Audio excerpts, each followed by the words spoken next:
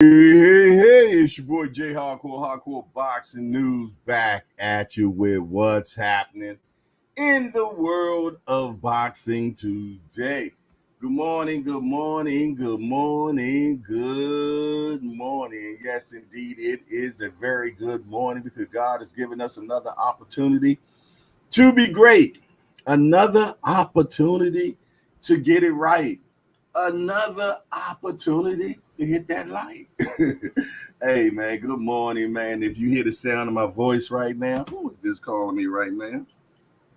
GP, how you gonna be calling me and be on here at the same time? What you got going on, bro? Yes, indeed. Good to see each and everybody that's in the building right now, man. First of all, man, I want to give you all an update on our brother Mike Rim. He did go into the hospital again yesterday. He was in excruciating pain. So I definitely want you all to definitely be praying for the brother, that he receives comfort, man, and that whatever needs to be done gets done, right? So yeah, y'all make sure y'all put the prayers up for our brother Mike Rim. He is still in the he went back yesterday. He went back yesterday. Says he's in a lot of pain. So let's definitely pray for him without a doubt. No, that's our brother, man. Yes, indeed. Yes, indeed. Yes, indeed. Let's get to the first person in the building. I wouldn't be surprised if it's him. First person in the building is Naeem the Dream. He said, peace to the chat, respect to the world. The only dream that matters in boxing is here. I'm JBT to the bone. You heard me? Okay, I like it. Rapper Stone, what up, Rapper Stone? Top of the morning, top of the AM. He says, "Hangout family, being in boxing news. Salute to the JBT family and Hangout. Salute to you out being in boxing news. Okay, see you over there at Cash Sports yesterday. Okay. Melon Queen 27, what it do, what it is, what it shall be. Doc and Lovely is in the building, y'all. She says, good morning, Jay and the Hangout family. Peace and blessedness. Yes, indeed. Cash Sports, our very own box story. Nobody else got a box story but us. That's it. That's all. They made them and they broke the mold. There's only one box story, and he's part of the JBT. And he says, top of the morning to my friends. Amen and a boom shagalaga to that. Yes, indeed. Let's scroll down this line and see who else we got up in here. See who else up in here. Ow, Booger, the professor. The professor's in the building. He say good morning. Good morning to you, Professor. Who else? Who that else is in here? Talib Cunningham. What up? What's up, bro? Yes, indeed. The construction shawty in the building, man. He said, good morning. G Peasy. What's up, G Peasy? How you gonna be calling me, man, while I'm on here, man? What you got going on? My right-hand man in the building. He said, only the dream Naeem. I know that's right. All right, we moving on. Who else up in cheer? Let's see who else up in cheer. Hold on, let me grab my coffee. I'm gonna need it.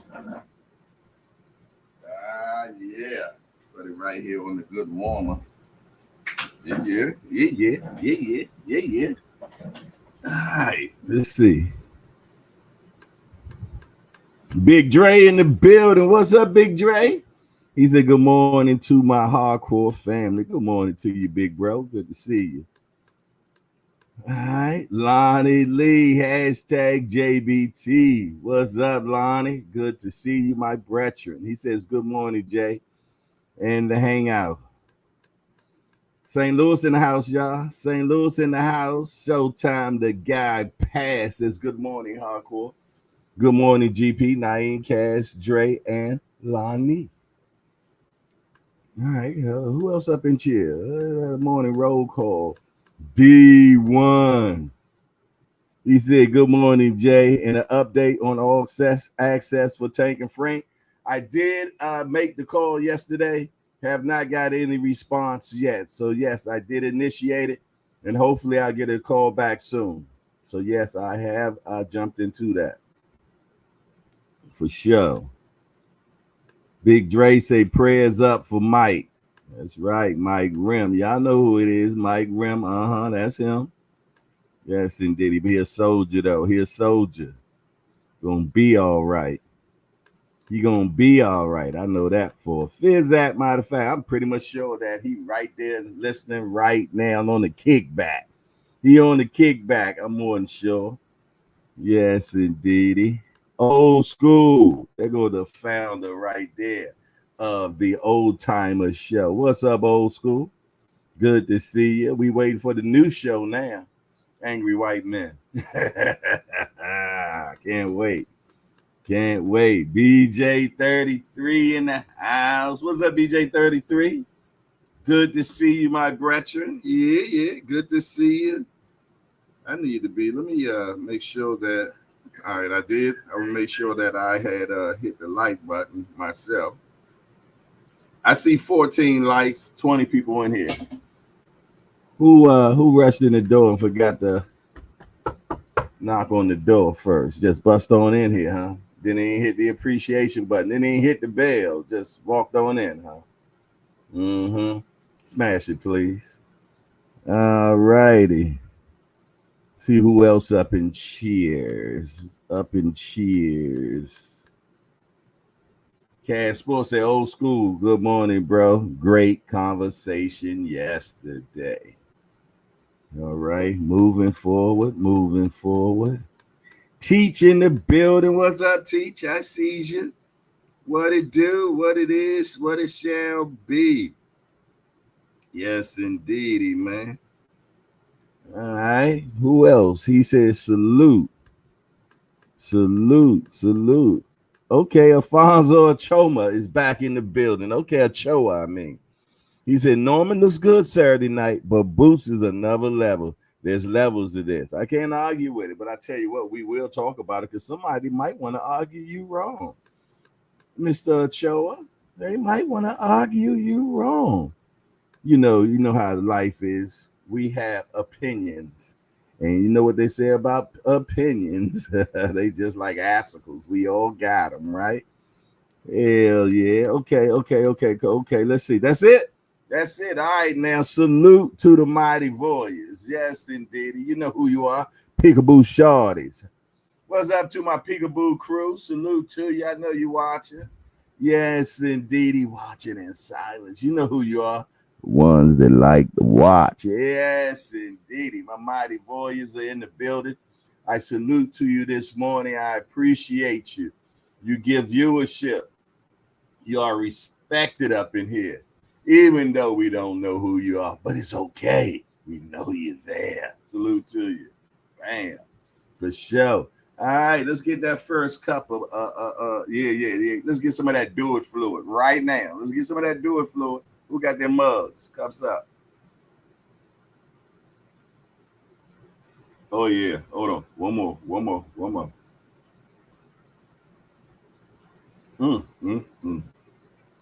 Ooh yeah. Ooh yeah. Woo. That's what's up. Anybody seen Miss Mona lately? I ain't seen Miss Mona. Where she been at? The coffee queen. Where's she at? All right. I see some of the usual suspects have not got up and got the coal out of their eyes yet, but that's all good. That's all fine and fab tablets. What's up? Hold on one second, man. Let me do something. I want to show y'all something real quick. Some of y'all seen it. Some of y'all haven't. Let me see if I can get to it real quick. Pull it up. Yeah. Y'all know me. I'm old, so technology gets me sometimes. I don't know. Okay. There was okay. That's cool, but just download it. I don't care about all that. Yeah, just download it. All right. Bam, sham, lamb. Go back. God damn. Okay. Yeah, okay, good. Uh-oh. Little bruh in the building. Let's talk fashion. Hashtag JBT. Remo is in the building. It says salute to the chat. Brabuski Brody is here. I'm gonna tell you, boy, Brabuski Granny been looking for you, bruh. Just letting you know. She say you stole her stilo, bruh. She on your head, bruh. She looking for you, boy. Yes, indeed. Watch out for Babuski Granny, man. She looking for Remo, y'all. Yes, indeed. She about to hit him up. Copyright infringement, everything, y'all. What it is, man. I'm definitely working on it. I think it's got potential, my man. Let's get it. Okay. He said 5'5". What's up? He'll start calling GPs the 5'5", man. Cut that out, bro. Brother's much taller than 5'5". Tank's 5'5", man. Yeah, Tank is 5'5". Okay, let's get it right, man. Put some respect on his name. All right, y'all. I'm going to put y'all down right here. Let me grab this real quick. I think we'll be able to see it. About to play it for y'all, man. Check it out. Maybe. There we go. Hey there, folks. Welcome back to our channel. Today, we've got some thrilling news for all of you. We're launching a raffle where you can win a brand new 55-inch television just by making a payment of $10. Yes, you heard it right, just $10. Each entry must be made through Cash App with your name. The winner will be announced live at our GBT meet and greet on July 13th. The more entries you make, the higher your chances of taking home this outstanding flat-screen television. So, don't miss this incredible opportunity. Don't forget to like, share, and subscribe for more updates on this exciting contest. And remember, with each entry you make, you increase your chances of winning this amazing prize. Thanks for tuning in and good luck to all of you. Good luck to all of you. Yes, indeed. I'm gonna take this off. Yes, indeed, man. Good luck to hey, and to get down with that, all you got to do is send $10 to the JBT Network. I'm gonna put it in there. Somebody put it in the chat, please. JBT Network 1. That is the Cash App. You send $10 with your name. You dig? And the winner, when we find out who the winner is on July the 13th, we're just gonna Cash App that person $1. Yes, indeed, that $1, and in the memo it'll say you won. And you got to get back in contact so we can send that thing to you for sure. Simple as that. It's going to be just that easy. You can hit the well, we get into all that. You did, because we're gonna give you also emails that you can get in contact with, all that good stuff. We'll ship it directly to you. No shipping costs will be attached to you whatsoever. All you got to do is send $10 to JBT Network 1. It's in the chat. I just seen. I'm gonna pin it. Matter of fact, I'm gonna pin it. Soon as I see it again. Moving fast. All right. Let's see if I can do some. Oh, I can't pin it from there. I don't know how to do it from there. I don't know how to do it from there, y'all. Okay, here we go. Bam. Pin message. Good. Look at that, J-Ski. All right. Did that quickly. Frequent Flyers in the building. What's up, Frequent Flyer? He said, salute OG. Hell nah. He ain't ready for boots yet. Tampa Tommy in the building. But wait a minute. Stop the press. Mike Rim. My brother Mike Rim, that's him, is in the building, man. Look, ain't nothing stopping that broski, man. Nothing. Salute to Mike Rim. What's up, my brother? Give me a thumbs up. Let me know you feeling better, man. You dig? I know they got you on that do it juice right now. You push the button, shorty right now, ain't you? Woo, we got the good stuff. Yes, indeed, brother. I hope you're feeling better, man. He said, yeah, everybody, I'm still in the hospital. They can't figure my pain now. I don't have elephant tranquilizers that don't stop the pain. They all in denial about my hip replacement. Yeah, okay, deny. You know they want to be in denial if they the ones that put it in there because they don't want no malpractice. Yeah, yeah, that's why you got to go somewhere else and get checked out. You did get some other opinionations, Jack. Yes, indeedy, man. Because if they drop the ball, hey, you pick it up and run it back, and they got to pay you for it, man. It is what it is, man. You dig? That's why I hate doctors now. They call it their practice. Practice? Practice? I don't want no practicing on me, man. Yeah, that's what they call it. Yeah, it's my practice. What the hell you mean practice, man? And I tell you what, no disrespect to any doctors in the house. You did respectfully. I want practice? No, we don't want no practice in here. No siree. Get it right, shawty. That's what I want. Damn right. Who else up in here? Tampa Tommy in the building. He said, I just sent that $10 to JB Tweet Network Cash App. Uh-oh. You might be the first one. I'm not sure. Cass will let us know. Yeah. Cass, make sure you write them down. Write them down on your checklist. Checking it once, checking it twice. Find out if you're gonna win that TV or not. That didn't rhyme, did it? That's okay. That's okay. Who else oh, wait a minute. We got a new guy in the building. Demon Hickman has entered into the hangout. We want to welcome Demon Hickman. Please forgive me. We want to welcome Demon Hickman to the Hardcore Hangout. Hey, Demon, we just a bunch of hardcore degenerates that get together, talks about this beautiful sport we love called boxing. Hey, Demon, we only got one rule around here. No hitting below the belt. Man, we don't talk about nobody's mama up in here, man. Other than that, everything else is fair game. We want to welcome Demon Hickman into the Hardcore Hangout. And y'all make sure y'all give him a good hardcore welcome.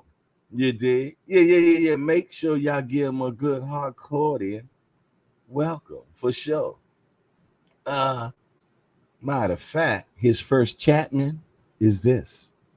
Brian is tough, but he will never be ready for boots. That's why he was quick to call out Barrios and didn't even mention the boot man. I said that boots at all. Appreciate you, Demar Hickman, for your group participation, my guy, and look forward to hearing more from you. Without a doubt. Yes, indeedy, man. Cash Sports say, I got it, coach. I got it, coach. First one in the building for the raffles, man. 55-inch television, $10. Good deal to me. Good deal to me. And all proceeds are going towards the meet and greet. All proceeds are going towards the meet and greet, Jack. So when you pull up, all you gotta do is come with your appetite. Yeah, for sure. Yes, indeed. That's gonna be July the 13th. Boots weekend, baby. We're gonna watch Boots do that destruction on that youngster Cody Crowley. Yeah, he stepped in something, didn't he? Yeah. He stepped in something, didn't he? Hey, Banks, the boxing fan, did he step in something? Talk to me quick before I forget. I need to know. The boy stepped in something, frequent flyer. I'm trying to tell you. Yes, indeed. But you know what? I do respect for him stepping up, Jack. Many men haven't. But I heard that he also gonna get that big one. Yeah, I'm talking about that $1 million ski. Yeah, he's getting that $1 million ski for that. Yeah. That's gonna be an expensive ass whipping, boy. Hey, that's gonna be an expensive ass whippings. Whippings. Can you say whippings? Station break me, please. Mm-mm. Oh yeah. Something about that do it fluid early in the morning. Yes, indeed. To get them creative juices flowing. He said, Coach is the first one. All right. Who number two? Who gonna do number two? Yeah, don't do number two in here though. hey, all you gotta do is send $10 skis. $10 skis, man, to win a television, man. 55-inch flat screen, voice activated. Yeah. 4K. Better stop playing with us, man. Who else getting down like that, man? Ain't nobody else doing it like we do at all. Yeah, shipped to your doorstep. I hope you don't live in the hood. You might not see it. I don't know, man. Tell them to keep it at the post office. Keep me quiet. Yes, indeed. What to do? What to do? Who else up in here this morning? What y'all talking about up in here, man? GPZ, who you done called Debo? Who you done called Debo up in here? Who Debo? You being bullied, bruh? Are you being bullied? How you gonna be my security and getting bullied, man? You can't be doing that. What y'all got going on this morning? That's right, Boxing Bank. The boot man. Yes, indeed. What the youngster talking about? He said, Norman is learning on the job. No need to rush the process. Stay away from the boots. Even stay away from the boots. Yo, come on, man. It's prize fighting. Hey, that will be one expensive pair of boots for his ass. Yes, indeed. I ain't playing with none of y'all about it. AOG, my 4-year-old punched my 60-inch in my living room. Broke it. Might be some PEDs and Cinnamon Toast Crunch. Damn, your 4-year-old did that? You know what, bruh? Let me tell you something, man. In life, everything is for a reason, man. And I think the reason is for you to send that $10 to that Raffles, bruh, so you can win yourself a new TV. Now, it might be 5 inches shorter than the one that you had, Jack, but you did. But it might be 4-year-old proof, man. I'm trying to tell you. Yes, indeed, man. Jump on that Cash App. It's JBT Network 1. Bam, Jack. And put yourself in that Raffles, man. And get you a new flat screenage. 4K. Yeah, 4K, man. It should be 4-year-old proof. Put it up a little higher so it don't happen, Jack. So yeah. Right. Yeah, exactly, Demond. He needs to sign him up. Sign him up. Yes, indeed. It might be the next Tizang. Okay. All right, hold on. We got a little color in the chat. This morning. Okay. Naeem the Dream Pro Day 2020. A 2-piece. He says, showing love from Staten Island. Hey, that's where the Wu-Tang clan, Wu-Tang come from, man. Hey, you know what, man? I'm gonna put that 2-piece on the bag for you, man. Put that 2-piece. Where my boo-bop bang at, man? There you go. Yeah. Let me get my apparatuses on, man. That ain't gonna work. I think I'm gonna have to put that on this hand. That damn boy, I might be out of practice. Hold on. Give me a second, man. Show y'all that 1-2 like Wilder be throwing back in the day. Gotta hug the bag first, man. Bring it close. You know that bag be running from me, man. All right, this 1-2 is being brought to you by my brother Naeem the Dream. The only dream that count around here, man. Let's get it. You ready? 1, 2. Woo-hoo. Let's go.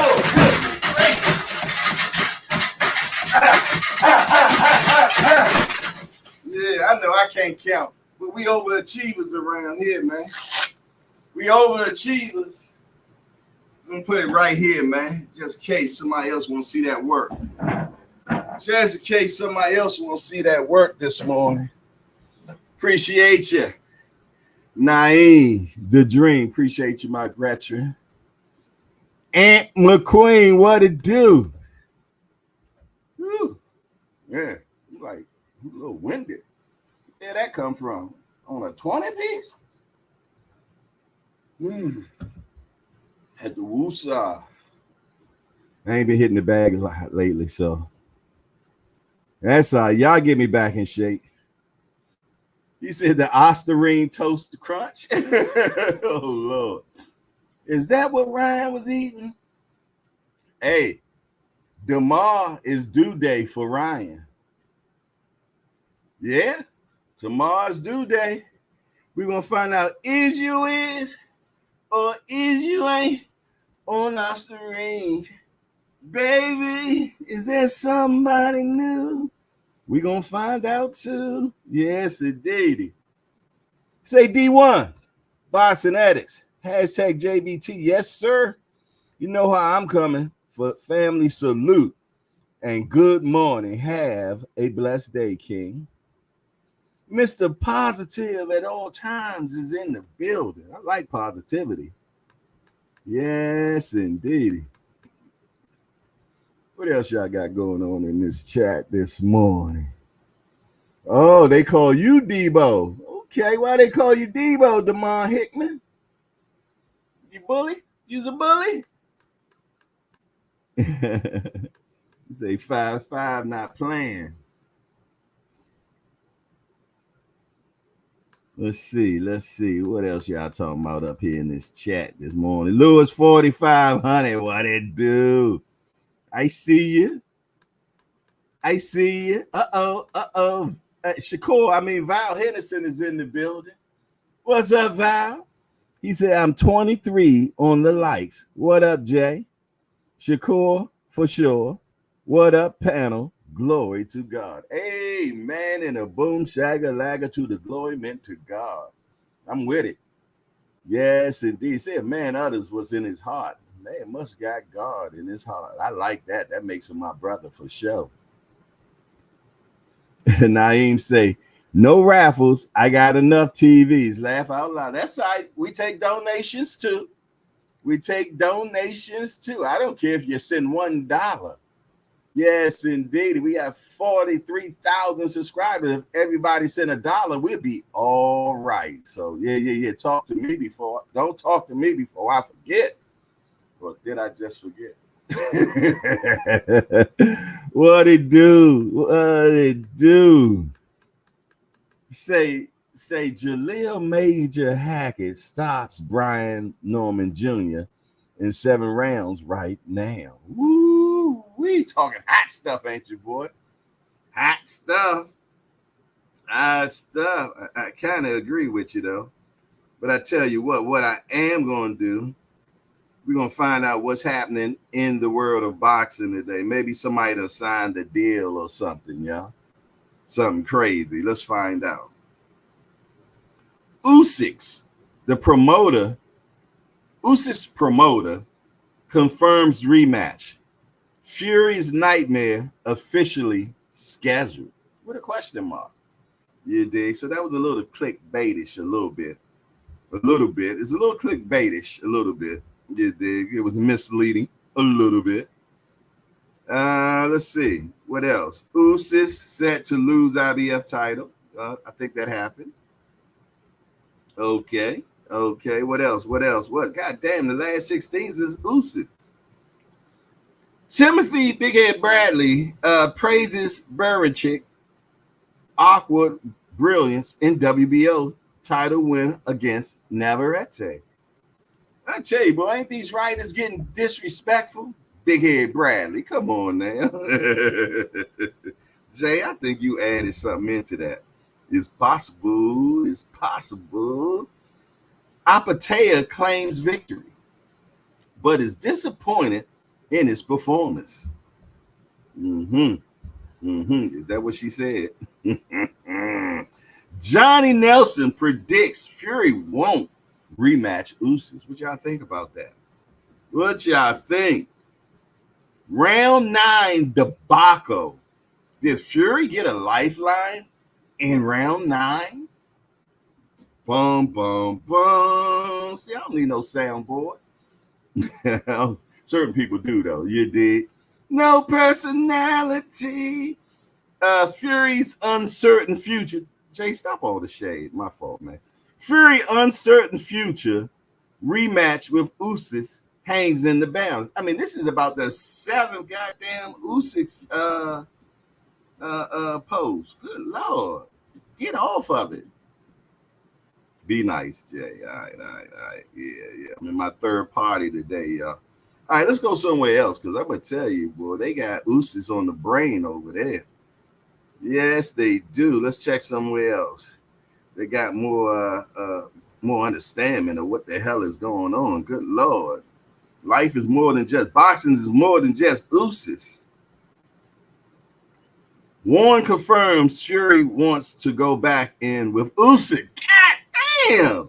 And will enforce rematch. Okay, I can't do it no more. I can't do it. Sarraz sparring partner predicts that Wims will fall inside of 3. Okay.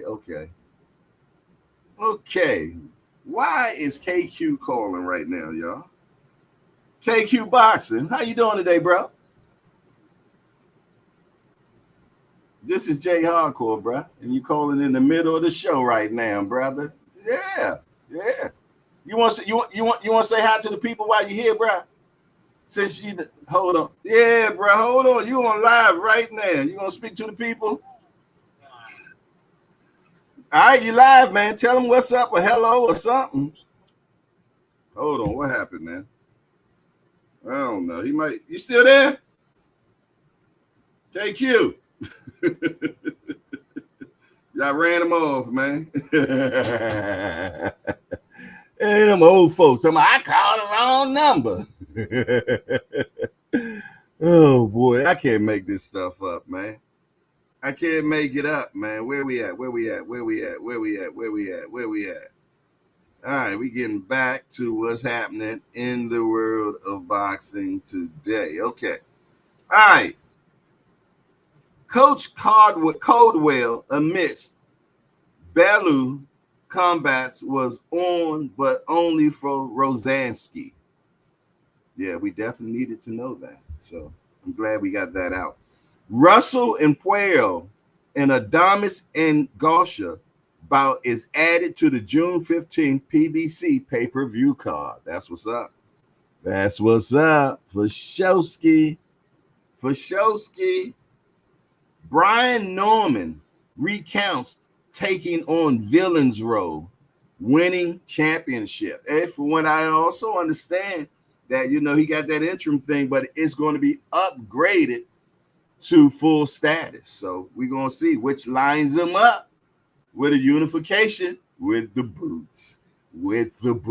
Yes, indeed. Nah, they not setting them up for failure. They setting them up for greatness. Catterall plans to use victory over Taylor to earn a title fight. Okay. I like how you're talking, my brethren. Yeah. Teofimo Lopez and Steve Claggett confirmed for June 29 in Miami. Okay. What it do, what it is, what it shall be. All right. Roy Jones Boxing is headed to Washington on June 28th. Okay. Now, is that Washington, D.C. or I think that's Seattle, Washington. Yeah, that's Seattle, Washington. Yeah. Super middleweight Andrew is promoted by Devin Haney Promotions. It's going to be a Devin Haney's promotion. Okay.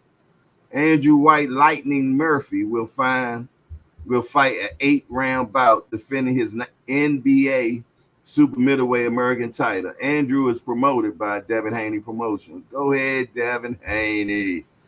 Glad you got that promotion, youngster. Gonna need it. What's next? You said the ubiquitous and loquacious one, Aunt McQueen. Nothing but the utmost respect, my good people. Now y'all know, only person use big ass words like that is my California Connect. What's up? Hey, I got to get with you all this week in reference to that vehicle too, my guy. Yes, indeed. I have not delved into it yet. Why is KQ calling me back? I'm not even going to answer this time. KQ crazy, man. Yes, indeed. What he got going on, y'all? I don't know. I don't know. I don't know. What else we got going on, y'all? What else? What else? What else? What else? All right. What I'm going to do is drop the link. It's that time. I'm gonna drop the link. So yeah, I'm gonna drop the link. What's that noise?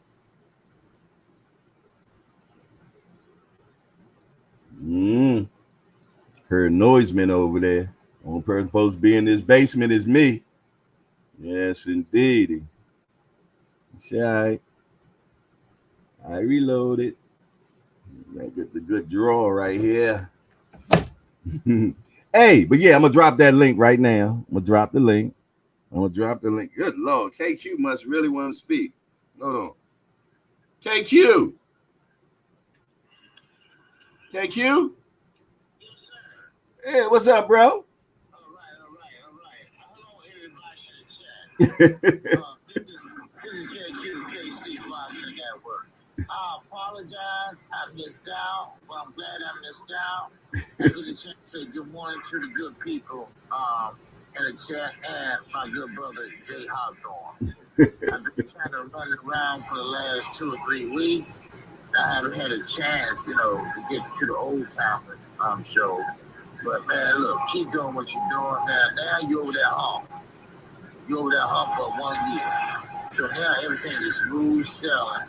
But like I said, and I'm gonna say it tomorrow, I'm off today, but I'm gonna say it tomorrow. And listen up, chat, because you might be some content creators in there. Always be true to what you talk about to your chat members, your subscribers. Don't clickbait. If you don't know, you don't know. And one thing about it, we had a historical fight Saturday night. Please, nobody don't wreck that. It took us 25 years to get to that point. So let's enjoy it. Let's enjoy it. And if someone kind of look down on it, you ignore them. All right? Ignore them. Because you got to love boxing and not the boxer. Yeah, we got our own little bias here and there, but we can agree to disagree. Hey, bro, you got your own show, man. How long you gonna stay? Okay. All right. We'll see you at 12 o'clock, man. Okay, all right. Take care, brother, right? You take it easy. God bless you, brother. I appreciate you, man. Peace. Okay. Salute to Jay Hawthorne, wherever you may be. You gotta love old people, man. I'm trying to tell you. Salute to my brother KQ Boxing, man. If you have not subscribed to KQ, get your ass on over there, man. He's doing his thing. KQKC Boxing, man. Network. Make sure y'all get down because he be about that just boxing talk, man. And we appreciate him wholeheartedly. Yes, indeed. Ain't a whole bunch of us OGs in there, so we got to link together, man. Because them young whippersnappers be trying to push us out. But us dinosaurs ain't going nowhere. We've been here since the beginning of time. Oh, my goodness, man. I love what I do. What I'm going to do now, I'm going to drop the link. We're going to talk about this Brian Noman in Boots and all those other conversations you all going to want to have because I know how y'all get up in here. Yes, indeed. I'm going to reload on my coffee. They're going to one of them disrespectful whippersnappers right there talking about pudding. You talk about the pudding and Jello boys ready to slide. Hey, that's all right. Pudding and Jello been around for a long time. It ain't going nowhere. You heard me? But I tell you what, let me bring in my guy, the angry white man. Yes, indeed. And let me bring in the other white man, Coach Tommy. Hey, what up, dog? Good morning. There's a lot of old guys on YouTube. They're just not G's. They're a whole bunch of old fucking men 50 years old gossiping and shit about what these kids are doing and what the fans are doing to their favorite guy. They're not OGs. They're just fucking here taking up space. Uh-oh, he has spoken. Message from the angry white man himself. Coach Tommy, what it do, my guy? Hey, man, I'm up and ready this morning, man. How y'all doing? Man, I'm doing fine and fabtabulous, man. Fine. Okay, I hit a little one. Okay, hold on, man. I got bring in my guy right here. Yes, he don't come on often, Jack. But I tell you what, I am so happy when he do. Let's bring in my guy from St. Louis, man. St. Louis own Showtime. What's up, everybody? Good morning, Showtime. I swear to God, you looking like my daddy right now. Bald-headed glasses and everything, man. You looking just like my pops. No, it's okay, man. Showtime. You know, the first time I ever went on a podcast and clicked anybody's link was with you on the Rise podcast. You remember that? No doubt. No doubt. That's what I'm talking about. As long as you remember it. What's up, Sean? Right on. How y'all feel this morning? Man, we feeling fine and fabtabulous, man, for sure. Man, we would love for you to come to this meet and greet, man. That's what would be great, man. I wish I could come, but I can't come right now. That's all right. That ain't gonna be the first one. Damn sure ain't gonna be the last one. You did. Or something like that. Don't worry about something. Oh no, we got something else up in here. My California Connect is in the building, y'all. Good morning, Tom. Yes, I just had to come in because Showtime, the guy, came in, man. You know, I had to go and acknowledge my God. Big word shorty in the building, y'all. T Hill, good morning. Hey, Thomas, ain't got my What's name, up? man. What's up, Thomas? Sunshine, shorty. Showtime, the guy, the man himself, the myth, the legend, and the man. My brother from another mother, D1. Even when he give you a compliment, he still got some moxie to it. He said, you better remember that. Yes, indeed, man. Hey, he was letting me know. Don't go on the sideline talking crazy. Yeah, man.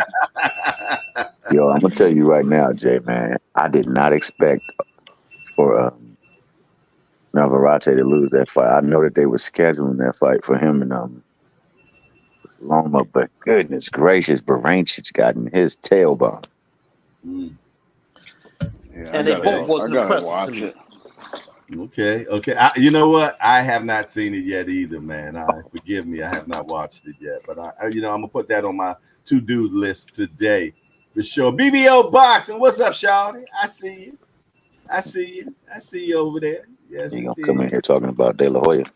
Nah, he gonna talk about T.O. Yeah, I don't think you're gonna be impressed with that fight at all, Jay. Huh? When you watch that fight, I don't think you're gonna be too impressed at all. That's what I heard, man. I don't know how that dude Barancic, man. I mean, not for nothing. He's good. He's a good fighter. But to see him as the champion right now, he caught the right one. He caught Navarrete. He caught the right one. All right, hold on. We got a new guy in the building. Y'all know how I like new people, man. We got G, the PT, has entered into the hangout. Hey, G, I want to welcome you to Hardcore's Hangout, man. We just a bunch of hardcore degenerates that get together and talk about this beautiful sport we love called boxing.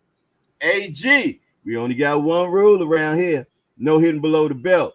Man, we don't talk about nobody's mama men up in here, man. Other than that, everything else is fair game. We want to welcome G, the PT, into the what's the name of this place? Hardcore Hangout. Y'all make sure y'all give him a good hardcore and welcome. And his first chatman is this. Bless up, Hangout. Big up yourself, Jay Hardcore, for the shout out. Yes, indeed. Salute. That's what.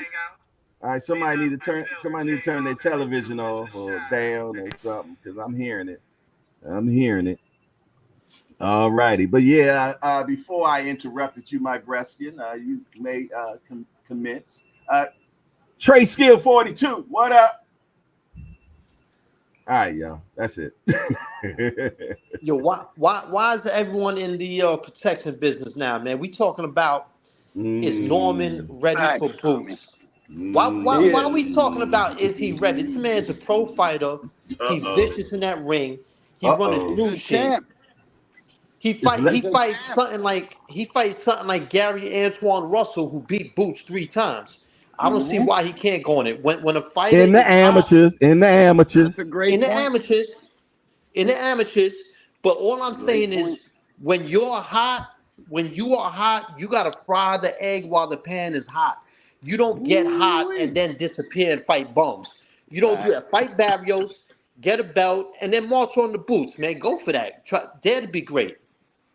No Damn, march facts. on to And boots. Okay, these I'm these listening. fans ruin shit. They try and talk about Brian Norman ain't ready. If he ain't ready now, he's a WBO interim champ. When the fuck will he be ready? Exactly. You know what I I mean? I don't don't know, but care if he's I'm 22, ready for 23 this. years old. He wants to fight. I'm sure of it. I'm ready for this double cream Oreo, though. I'll tell you Yeah, that. his blood pressure ain't ready for that. No, I don't even worry about the blood pressure. How about the Yeah, diabetes? How about yeah. the What you doing, diabetes? dog? Put that Oreo down, dog. Put The down the cookie Oreo. down and back away slowly, dog. It's calling me, man. It's calling me. I hear you. I'm a junk food addict. I'm checking out early because I eat too much shit. Oh my Guaranteed. goodness, calling me that chocolate sandwich cookie with the vanilla cream filling, double Straight filled. Oh up. my Got a goodness, mind of its calling own. me. Don't We do it, ain't Jay. mentioning shit. Wink, wink. He Ah, said, you back know. Go ahead. away. He said, Take this back package away. off. Take this package off of me, Jay. I'm not gonna lie though, Tommy. If he want that fight, I say to give it to him. I Me think too, there's other man. people that they can give him the fight before they give it to him, though, man. Because Boo's serious, man. Facts. And the But thing is, I don't think he will fight Boots. Not everybody loves to talk and say they'll fight anybody. I ain't ducking and dodging nobody.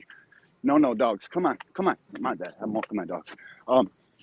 They all say that shit, but when it comes down to signing a contract with Jerron Boots and his name on it, not too many guys actually want to do that. Ain't too many You know? huckleberries. Ain't too Mm-mm. many huckleberries. It is And if what it he, is. like for real, if he's saying that, that's a unification for yeah, Boots. that's a He's unification. got to see Line it it up. because Boots and Eddie's gonna pay for him to go undisputed.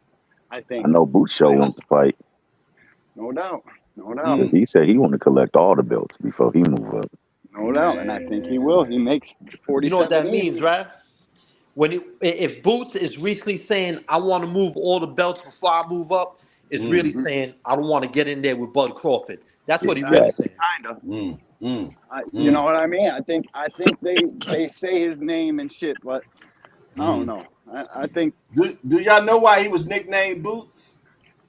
No. yeah, but, no, his He- name is supposed to be Boops. well, his nickname was Boots because he's destined to kick ass, man. Yeah, no doubt. I heard the real story of why his name is Boots because the kid was calling his mom called him Boops and somebody was saying Boots at the gym, so they just kept it. It was supposed to be Boops, Boops. That is definitely a mama nickname there. That's it worked out the way it's supposed to because he is the Boots and he Mm-hmm. does kick. And hey, Showtime, you losing weight, my brother? No, I just got on the black t-shirt. Got on his black T-shirt, energy dog. Yeah, Okay, I'm okay. gaming. He said he Smash. gaining muscle. Yeah, okay. Look like you tightening up to Hey, me, bro. can somebody help me? What How you do trying I to get do? this echo out? We don't hear no echo on our side, so you hear it on your side. I don't know. You would Somebody have to more mute the technical. YouTube. So like on the Oh, little you know speaker what? button You at the know bottom. what? I know what's happening. Hold on. Forgive me. You got it open in two different places, bro. You got it open. You probably started watching it on YouTube, and then you hit the link. I think you might have to get rid of one and just go in at one. Do you see you on your computer right now or your phone? You on your computer? Yeah, where you were If you're on initially watching it, go back to it and hit the mute button. you hit the if you see Speaker. this twice, this link twice, X one of them because I had that same problem last week, and that was because I was in 2 different places, man. Look on your up top where it has everything that you done went to so far. You probably see this twice. You probably see YouTube, and then you probably see the StreamYard. Keep the StreamYard, get rid of the YouTube. You'll figure it out. But I know that's exactly what happened because I did the same thing the other day. You know, as soon as I X'd out, what's that? Listening to one guy tell another guy about technology when neither one of them know what they're doing. My grandmother used to say, "Go to shit." Go to shit. LaMarcus Robinson, what it do? I see you. I see you. There we go. I see you. What it do, man? But yeah, man. So I take it that y'all feel though that Brian should go ahead and jump on that boot train and see if he can eliminate him, huh? Brian showed me a lot in that fight against Santillan. I was high on Santillan. Mm-hmm. Kid can punch. He's got dog in him. Brian Norman showed a real lot. Got a hard punch, can fight against southpaws because Boots is both. I think it's a good fight. I think Boots would win, but I think it's a good fight, and we'll know more about these guys. You just a hardcore degenerate and you want to see a damn fight. But I tell y'all what, Val Henderson made an excellent point the other day on the Old Timers show. And Val, hit the link right now, man, to come in here. I want you to tell us what you said. I'm not going to say, because then when I went back and watched, I was like, you know what? He damn right. I didn't even pay attention to that. So Val, come on in here, man. You know, and leave Shakur and come on in here, man, and tell us what you said, my guy. While you do that, I'm gonna bring my brother from Atlanta in the building. Y'all, hold on one second. Val talked boxing other than Shakur. Yeah, he did, man. It was amazing too. Coach Eddie in the building, man. What's up, Coach Eddie? Hey, salute to the panel. Salute hardcore. Salute to you, man. Big Dose, aka the Chop Shop, in the house. Your Majesty's is in the building. Hey, y'all, go over to Your Majesty's, man. They got a Tank and Frank shirt. You dig? Make sure y'all cop that. Then there's another shirt of Tank. I think it's like a KO shirt. So go over to Your Majesty's over there on Instagram and cop that shirt. And let them know Hardcore sent them. You dig? You dig? So y'all check Your Majesty's out, man. They got fire shit. You know, always got some good Tank stuff going on, man. You dig? What up, Chop? What's up, Chop? Big Dose in the house. Big Dose in the house. Watch your mouth. What's up? Y'all want to make another point? Oh, my bad, Jay. I was reading Chop Shot say, "Damn, Jay, I'm proud of you, man. I remember when I had to show you how to post the link. You come a long way, brother." Yes, indeedy, man. Broken clock works twice a day, man, and I do too. So it's good to see the Chop Shop in the building. Big Dose. What it do, my guy? Yes, indeed. I love seeing it. It's like a reunion every damn day up in here, man. I appreciate seeing people in here, man. It amazes me every time, for sure. But go ahead, panel, man. Give me some education. Teach me something today, y'all. I need to learn something. Coach Eddie, what you got for me? Or Tommy, whoever, whatever. Any coach, what you got? Hey, I like the fight with Boots. As far as my man Brian Norman, I've been knowing that kid, man, since he was like 12 years old. You know, he's from Atlanta, man. So I done seen the kid fight. He was a monster in the amateurs. Nobody wanted to fight this kid. He's been destroying people onto my first round, second round knockout for years, man. He's a freaking brutal guy, man. Guys, the kid's no joke, man. Real aggressive. You know, he's real aggressive. Got a heck of a chin. You can see a heck of a chin. And all them sparring stories about he beat Tank up, yes, he did. All them sparring stories about he gave Terrence Crawford that good work, yes, he did. That ain't no myth. That's the truth. And then, you know, hold on. He's much. Okay. Hold it. Did you see it yourself? I mean, he's a much bigger guy than Tank, man. You got to remember that. This kid's big. Did you see it yourself, though? I didn't see it myself. I didn't see it myself. I don't believe you, Eddie. You're a hater. You're a No. You gotta listen. You gotta look. Hey, this guy's a big guy, man. This kid is big, man. He's not no little guy, man. This guy's big, bro. Oh I shit! know. Brian's big. I think This kid's a big guy, man. Man, you should have when seen Boots when I is a fought really Godzilla, man. Hey, Yeah. man, when I fought Godzilla, man, I whipped his ass. You should saw that was man. I mean, I didn't see it. I didn't see it in person, I ain't but got no picture I of seen video. like little clips, you know, like little video clips. I didn't see it in person though. Like I the wasn't there Maniac for was the whole. saying, he saw the And highlights. you know how it is. People show you what they want you to see. You know what Yeah. I'm saying? So Uh, I can't say. or people tell you what they want you to know. Yeah. Yeah, I mean, Yeah. but look, I mean, you can look at the guy, man. And tell the kids are rugged, man. He's He's a strong. big guy, man. You know I what I'm like saying? And that's not out the norm, you know, for the guy like that to handle somebody. It happens all the time. People get handled in sparring all the time, man. That's part of boxing. Yeah. We You just think thinking you you think Brian Norman can? You see the way they acted after that. You think they can handle the lights under a Tank fight? Who would you take, Brian Norman or Tank, if they fought tomorrow? Brian Norman's too big for Tank. I would favor Brian Norman in that fight. He'd be I know too you big, would. man. You'd favor Devin Haney too. So No, I wouldn't. No, I wouldn't. I mean, this dude's a real welterweight, man. Tank is a 135-pounder fight. no doubt. I mean, so No doubt. why would I not favor a rugged, you know, welterweight guy that's much bigger fighting a smaller guy, man? I mean, come on, man. This weight class is for a reason, man. Tank is knocking to shit agree. out. I think Brian Norman is no different. I That think kid he got cuts a that lot kid of got weight. a chin, bro. I'm telling you, man. That boy got a chin, man. All right. But anyway, that fight ain't gonna I never like happen. Brian We ain't worried about it. We ain't worried about that fight. That fight ain't gonna never happen. But But that as Boots far fight could happen. yeah, the Boots That fight Boots can fight happen. could really I happen. need it Yeah. now. Shit. Here's my thing on that Boots fight, man. I don't think many people I don't think many people would expect Norman to outbox Boots. But why can't he outfight him? He's Fight gonna is push the the pace. difference. He got the chin. He hits hard. It is not. It is not out of possible. It's not out It's of. not. What I'm saying is, it's very possible the kid can outfight him. Can outfight Yep. him, bring it to him, try to run him over the same way Gary Antoine Russell did to him in the amateurs. Boots is human like any other fighter. See, have you ever seen them amateur fights? I've seen one of the amateur fights between Boots and Gary, but I I've think seen you're one of them. absolutely, yeah, me too. I think you're absolutely right, though. I think if anybody's got it, it's not outboxing Boots. If you want to beat Boots, you're probably gonna have to fight, and even then, you got a slim chance because he can fight his fucking ass off. But I like that fight, and I want it. We ASAP. haven't seen Shit. Boots push like that yet.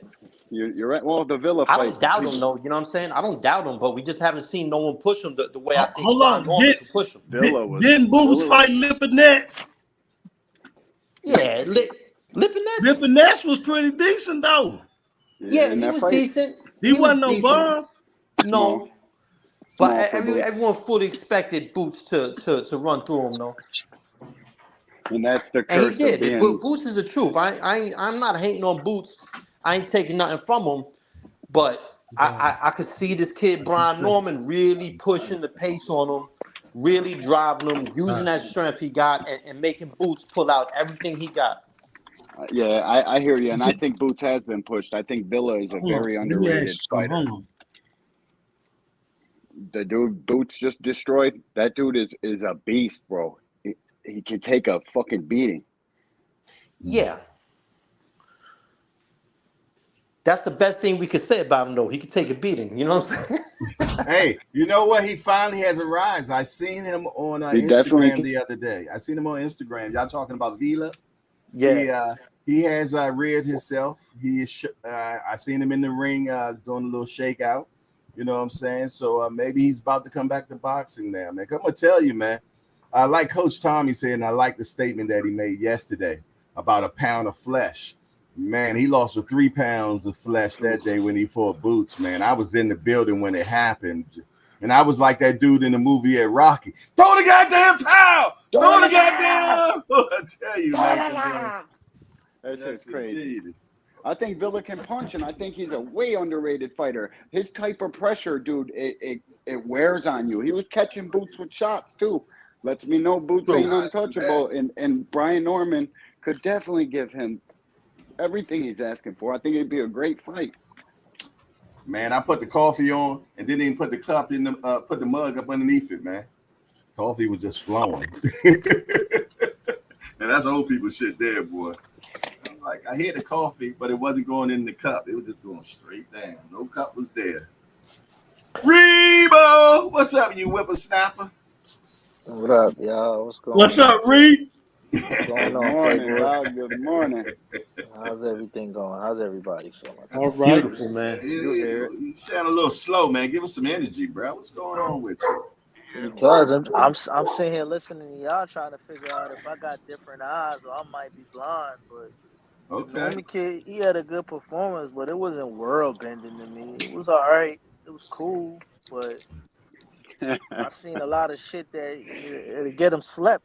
All of that, I No don't know doubt. who the hell he was looking at in the crowd, but all of that losing focus and looking into the crowd and on the clinches, he was looking a little lackadaisical and not really in tune. And that's when he was getting pieced. Fuck around with boots, you get your ass slept either from the from the orthodox or the southpaw stance, whichever one he want. Speaking about the stance, man, he was going all backwards when he was fighting him, man. He was going the wrong way and everything, man. Hold on, let me get Aunt McQueen back in the building. That's why I was saying. That's why I was saying. Like, you name Boots. He still got a lot of shit that he got to clean up before you start talking that. If you say Barrios first, all right, cool. He was fighting southpaw the wrong way. Oh shit! So PBC's got 3 belts over there, or 2? They'll have 2. There's 2. Well, I think They'll Barrios have about 2. to get upgraded too. Yeah, no doubt. Barrios, Stanionis. Oh, question. I got a question for the panel. Who's better, Brian Norman or Jalil Hackett? Jalil Hackett. Jalil. Jalil. I said that he stops him in 7, Tommy. Okay. But you know, proven wise fight we've seen, like to somebody that's just casually observing boxing, they would say Brian Norman right now because they don't know no better. He's hot right now. Yeah. No, the tea is hot. The tea is hot right now. It just came off the pot. Hey, and at the end of the day, that's what it's all about. It's all about perception, man. We will never know who the best fighters are because they ain't gonna fight each other.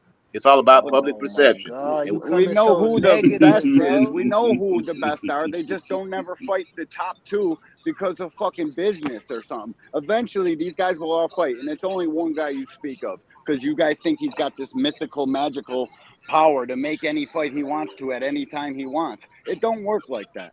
Man, you in the wrong business, man. You should be reading minds, man. You know what I'm saying? Coach Eddie, man, you gotta bad disdain for boxing, brother. God damn, you be so negative early in the morning. It's only 9:20. You just gotta undisputed it. You ain't getting the best fight in the best. What you want? I like that. That was a good performance right there. Undisputed champion after undisputed champion, but the best ain't fighting the best. Only in boxing, man. That was good though. That's something to build on. And we only in what, April? Jesus Christ. It's the end of May, I think. May, April, wherever the hell we in. We got some good. We got some good fights so far. Y'all feisty this morning, man. Let me get my second cup of coffee. It's May already, dog. Shit, I'm smoking the shit. Y'all be track too, dog. I be smoking the shit. Y'all be fucking with me. Now I don't even smoke. Man, y'all can't be doing my man Coach Eddie like that, man. And we could say what we want about Luis Neri, but the with dude Coach was 36 Eddie, and 1, and he had 2 titles. We just had another undisputed fight. What, a week and a half ago, 2 weeks ago? Yep. He had like 2 undisputed fights in the span of 2 weeks. I know you ain't talking about Canelo Alvarez. I know you ain't talking about that clown, man. Come on, man. That cherry picking clown, man. That don't count, brother. That don't count right there, man. That little red-headed Mexican having fought. Hold it. Stop the press, man. We got something from Mama Do, y'all. Little Colorman in the chat. Shit. She said, hello. The like button is hit. Since I can't stay, I wanted to let you know that the dudes appreciate you. Smash the like button or get this 86 blade. Y'all heard it. She will use Y'all that. heard Good it. morning. Good morning, Mama dude. Dude is She used it in on the me before. It was building. She don't be playing either, boy. She quick nah, on man. the She hit me, bro. I thought we was cool. Hey, she don't discriminate. She hit me several times. She hit me on my own show. She hit him on his own show. Yo, did you guys see that Canelo turned down Boots fight?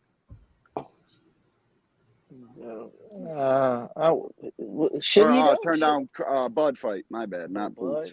Oh, yeah, no, I haven't seen that. What, it came out recently?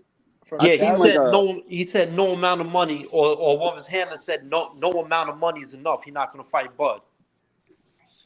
That's whacked. He better fight David then. If he don't fight Bud or David. Who was it that he said he'd fight for 150 or 200,000? Who was that? David Benavidez. Oh, okay. 200 M's. Fucking Floyd Mayweather times 2. Do y'all know why he says that? Because he a dope. That's why. Hey, Chop, hit the link. I know exactly why he said that. Tell me why you feel he said that, Coach Tommy. Somebody got a TV running or something in the background. Can you mute yourself, please? I think he said that because he knows Turkey Al-Sheikh is the kind of dude who just might make that happen. Throw the line out there, see if you get that big fish. Yeah, that's why he said it. No other reason to me. Got to start somewhere. Well, you got somebody that's going to come from 47 all the way to 68 and whip your ass. That ain't going to look Bud. Yeah, why he said that about Bud? That won't look good on his resume or resume, if you will. I would love to see the fight. I wish he would reconsider. Yeah. He also said if he beats Bud, he's not gonna get no credit because he beat. He won't get credit at all. Yeah, but if he loses, if he loses though, what happens? He gets castrated. Yeah, he gets castrated. It's a lose for him. He can't win with it. He becomes you can't win like the Wiz like Adrian. Yo, Adrian. That's exactly what it is. He's more concerned about the losing than the winning. Damn right. If we keep it in the stat, he had no issue with Jamel Charlo coming up from 54 and fighting. Right. Yeah, but 47, a whole different conversation for him. But at 54 right now. But where did he come from though? 130. Oh, but where did Canelo come from? Where did Canelo come from? 147. 147, but yeah. He didn't fight at 47 a lot. I don't think. I mean, he was like 12 years old, but still. Yeah, I love to see the fight though. The oldest 33-year-old. And then when he got to 54, he started his own division at 55. So yeah. It's truly amazing. It's only one guy he didn't fight, and we can't. I don't think Canelo's a duck, man. I think that's the top spot, and you only can fight one at a time, man. David Benavidez is the only duck I give him an actual duck for. I think he fights him in his last hurrah. Right. He ain't scared of him. He's scared of the repercussions. I don't think he's in his heart scared. I hear that TV again. Somebody please turn that TV down. Somebody turn that TV down or mute yourself. One or the other. Yeah, I at least know that can't have no other shit on when you're on the live stream. Yeah, you can get copyrighted. That's what I'm saying. Like that's the they be shutting shit down for no reason. That's why I don't go on people's panels all the time because I'll snap out. I got too much love and respect for my family here, but I'll go on somebody. I don't want to get them demonetized and shit. So when I'm in the chat, I don't want to hear. You know what I'm saying? I'll get somebody's shit demonetized real quick. Well, we thank you that you don't. Jay, no doubt, it's different. Jay, I got two people that is my brothers, boy. But when I say something that even go out of pocket, they hop on me. D1 is one of them, and Zenith is another one. D1, he don't discriminate. Now I'm gonna let you know that. Anybody can get it. Anybody can get it. You can, man. Keep it 1,000. Keep it 100. Respectfully. Hey, but I like that Jaleel Hackett versus Brian. Oh yeah, that would be fire. That's a fight that can be made. They're the same age too, right? Yeah, Jaleel versus roughly the same age, right? Yeah, Jaleel versus anybody's a good fight. Norman Jaleel against just anybody's a turned good fight. 21. He just turned 21. Just turned to, but that boy got mentality, bro. His mentality is different. Hey, what y'all think AB gonna do with Bladder Fly? Get I beat think up. AB gonna put them dogs on him. I'm excited for that fight, to be honest. I like that Honestly. fight. If Honestly, AB lets his because hands go, man, shit. and I know One that of the best boxers. his coaching is gonna hold him to that too, D1. No doubt. He gonna make No sure he doubt. throw them hands. And Because that's that's always the talking point. I seen Coach Kenny yesterday. He say AB locked all the way in. And I hope so, man. He needs it. I pray to God for him every night. It'll make my whole day for AB to come back and get a good win. Facts, bro. Because after Floyd, I was an Adrian fan. You know what I mean? And that's the best boxer to ever walk planet Earth to get in his own fucking way. If that kid never partied and got drunk and shit, he'd be beating the dog shit out of everybody still. We talking about Broner? Yep. Yeah, Broner's naturally talented, man. Yes. Yeah, he is. And can he fight. got gunshot after that. Mouthpiece on him too, Jay. You know what Andre Ward said about him? Andre Ward said one thing about Broner is that he's very naturally gifted. He said the things that Broner can do, it came to him naturally. He said stuff that Broner does, I have to work hard to do the stuff that Broner is able to do so easily. And that's coming from Andre Ward, y'all. You know what I'm saying? I seen that. Yeah, so the talent was just so crazy, man. But Broner's biggest opponent is himself. Facts. You know what I'm saying? And he's battling so many demons right now. But for what I understand, he has a hell of a heart, though. And most people that are like that are very self-destructive, man. So I'm glad Tank was close with him because he got to see the success of Floyd, the downfall of Adrian. All you do as a man is learn from shit like that. Facts, man. And Broner brought Tank to Floyd. You know what I'm saying? Yeah. You know what I like? That Tank gave him a hands up, man. He lent him Coach Kenny. You know what I'm saying, for this fight, Jack. And I like what Broner did. He put in Instagram recently. I know some of y'all remember the movie. What's the name of that movie? About New York with Apple and them. What was the name of that movie? Paid in Full. He showed a picture when came home and how Ace came to pick up. Gave him the BMW and everything. Broner said, man, this is exactly how Tank did me when I came to Vegas, man. He said, man, he just opened it up for me, man. So shout out to Javante Tank Davis, man, for looking back and helping out his big bro, man, for sure. Hey, just to update you on something. Yes, sir. It's not just Kenny; it's both of them. Right. Yeah, really. I saw that yesterday, Remo. If Broner wins, does Coach Kenny and Coach Calvin get credit for training him and Tank too? Trainer of the year. He said. So it's Coach Calvin too. You didn't see Coach Calvin because he stayed back with Tank to finish up training in Vegas. They had went to, I believe it was Florida. Hey y'all, they're in. Aren't they? Hold on one second, y'all. I want to bring somebody in, man. We was talking about Jaleel Hackett versus Brian Norman and how that would look. Well, I tell you what, we got somebody official. Let's ask his daddy. Let's go. But Hackett, what's happening, dog? Salute, Coach. Good morning to all you good men, man. Good morning. Good morning, Coach. Did you see the Brian Norman fight, Coach? Man, yes, I did. Yes, I did. It was a very good fight. He fought a very quality guy. I've been watching the Italian fight, for several times. But I thought it was a very good fight. I thought that was, in my opinion, that was the best performance that Brian Norman has had in his career. All right, well, we've been in here talking about who we would like to see him up against next. And for some reason, somebody named Jaleel Hackett came up. You know anything about that? In a major way. in a major yeah, way. You I know, think heard he's about pretty good, man. I heard he was pretty good. oh yeah, Dog. tell us what do you think about if he was to go against Brian Norman? What would that look like? Yeah, what that look like? We've actually had Respectfully. the opportunity. I mean, we've had the opportunity to get a lot of sparring rounds, and we spar with him several times. I think that Brian Norman is an excellent young boxer. I'm glad to see where his progression has gone. I want to first say, shout out to him and his dad, because me and my son are also a father-son team.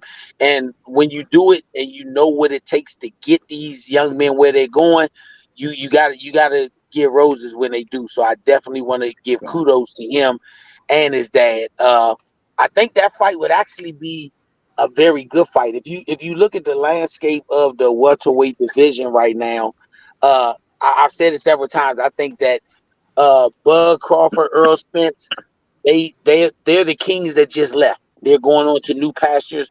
But Bud Crawford is going to go to 154 and do his thing. He got a world title fight coming up. The next guy that is the king of the throne, I have no problem telling anybody. I think it's Jaron Ennis. Jaron Ennis is the king of the welterweight throne right now until he makes his migration to 54 or somebody showed that he's not the king. But when you talk about tier, like I always say, Jaleel is the future of the welterweight division. Young men like Brian Norman are the future of the welterweight division. That's the fight that right now, as they matriculate through their career, that becomes the mega fight that you could see, down the line, 2026, 2027, somewhere in there. But building up to it, that's my guy. I mean, I like them, and I think I was one of the first to congratulate him. I sent them a text saying congratulations, but then I also sent them a follow up text saying, "Hey, we do what we got to do. You do what you got to do. You become the motherfucking the lamb now because you got the belt." I said, "We become the wolf, so we be on your ass." And On it. he open arm welcomed it. I have to say, Respectfully. he Respectfully. open arm welcomed it. He said, I would think nothing less if you did anything different. So, for me, that's where it is. I came up in this boxing game in a different era. I came up in an era where fighters really did know each other personally, and they were genuinely happy if one of them achieved something. But then they also said, if we in the same battleground, I am coming for your ass. So, Jaleel saw the fight. I think him and Brian talked the next day. And, that's the consensus. Like, we would love an opportunity to fight Brian Norman. We would love it. We would not shy away from it. We wouldn't say, hey, that's something that we could do. We'll think about that later. If Brian Norman is the WBO champion, which I think he did his job. He became the interim champion. When Bud Crawford vacates that belt, I think they'll elevate him. If there's a way that we can make that happen, we are definitely interested in making that happen for the future of the sport.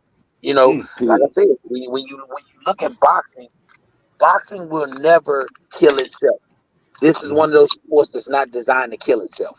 Boxing will always inject new blood into itself. And we may be that new welterweight blood. That new welterweight blood may be Brian Norman and Jaleel Hackett. Maybe it's, Jay Hardcore and his panel bringing that up as the foundation laying. What if this fight took place? So that may be the fight that people talk about. When you look at the landscape of it and you talk about the future of the division, which I've always expressed, like we're the future of the division. This division for Brian Norman, for Jaleel, maybe some other young fighters, this is what will happen, and this is what will grow of it. Because just think of what it's going to be. You have such great fights that are coming down the pike in the next couple of years at the welterweight division. You could have Devin Haney, you could have Shakur Stevenson, you have Teofimo, you could have Sabril Matisse. All of these guys could be coming up to 47. And Jaleel, Ryan Norman, could possibly be those guys that make the glory days of the welterweight division again. So for us to love it, I think it would be a very good boxing match. I think if you just doing the checklist, I think Jaleel is the bigger. I think Jalil is the stronger. I think Brian Norman has a great set of boxing skills, so I'll give both of them a check in that box.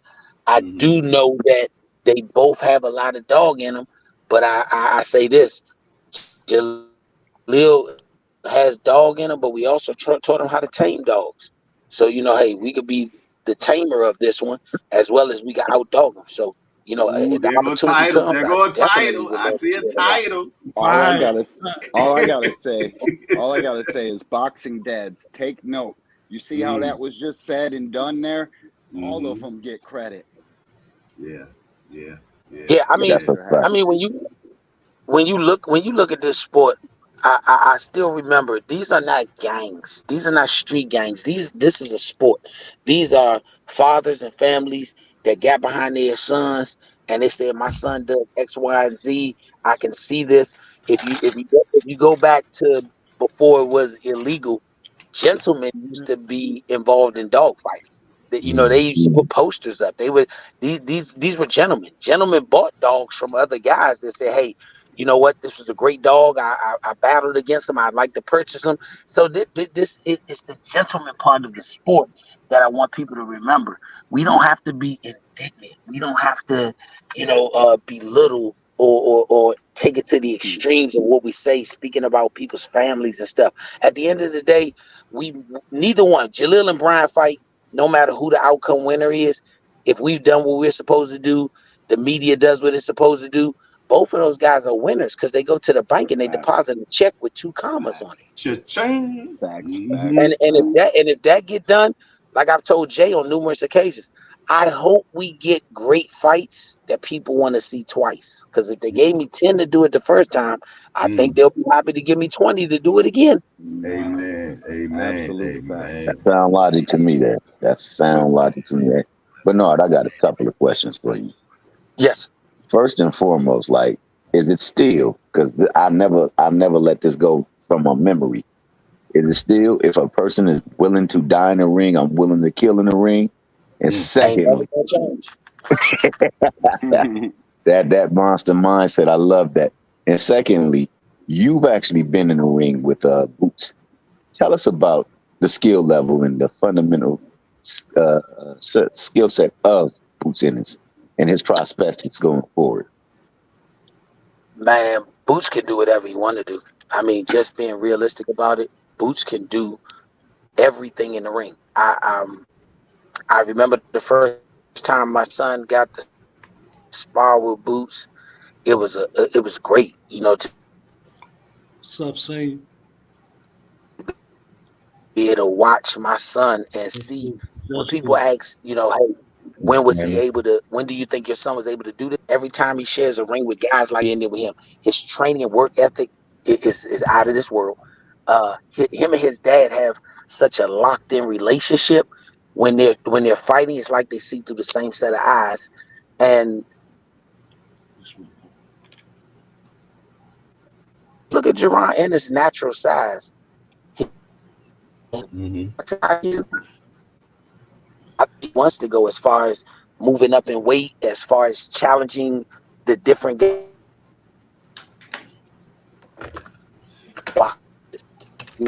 Going in and out a little bit, but now you're going in and out a little bit now. Can you hear me now? I'm sorry about that. Hello? Yeah, there you go. We can hear you. Jay, yeah, we can hear you now. Okay. Yeah. Yes, sir. Yes, yeah, when you look at what he can do it all.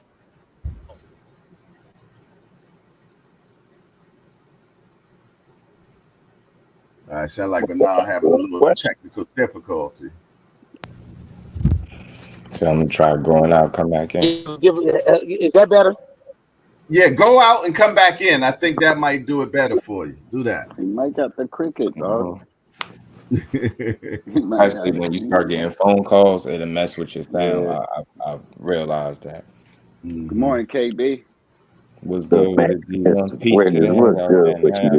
Good, 43K looking real good, good brother. 43K looking awesome, man. Thank you there, brother. Thank you. Yeah, it creeped on us last night, man. He's the embodiment of that song. He a movement by itself. Always good. Listen, there's a recipe, and all the guys with hundreds of thousands subscribers, they follow that same recipe. Keep doing your thing, dog. Luther Bernard Hackett. Yeah, To no add doubt. to something he was saying about his son work ethic and stuff like that. I don't know if y'all caught the interview from Brian Norman. But he talked when he got to Jalil Hackett, he said, man, that man be in shape. Yeah. So like you know, Yeah, he be running the marathons, man. The boy ain't no joke, man. Yeah, he's in my top crazy. 10. I got on to favorites. to Jalil Hackett saying how him and his pops was like that chemistry, that bond. I think Hackett, Jalil, a little bit ahead of his time in terms of maturity, understanding. He get it. That dude get it, man. He's a smart kid, man. I seen that father-son tandem, and I just see the way he speak of his son, and then how his son speak. I was like, man, that's an interesting father-son combo right there. And that young man, he really get it. He really understands. Yeah, that's a fact, yeah. Salute to Freestyle Media Sports. What's up, Freestyle Media Sports? Always good to see you, my brother. Always. Peace to everybody, man. Salute to all y'all, man. It's always good to hear from y'all. And build with Bernard, the real one too.